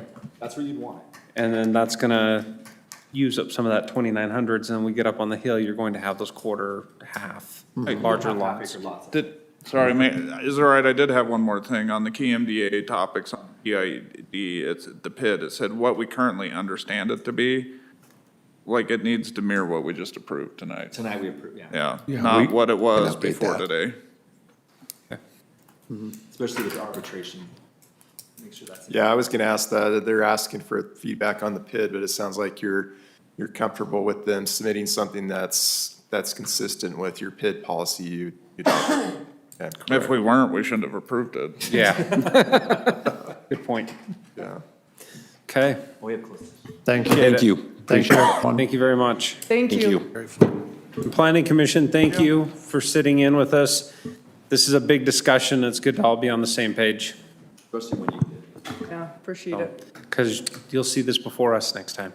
We got 3 minutes. 3 minutes. Councilman Wilden needs a 3-minute break. Thanks.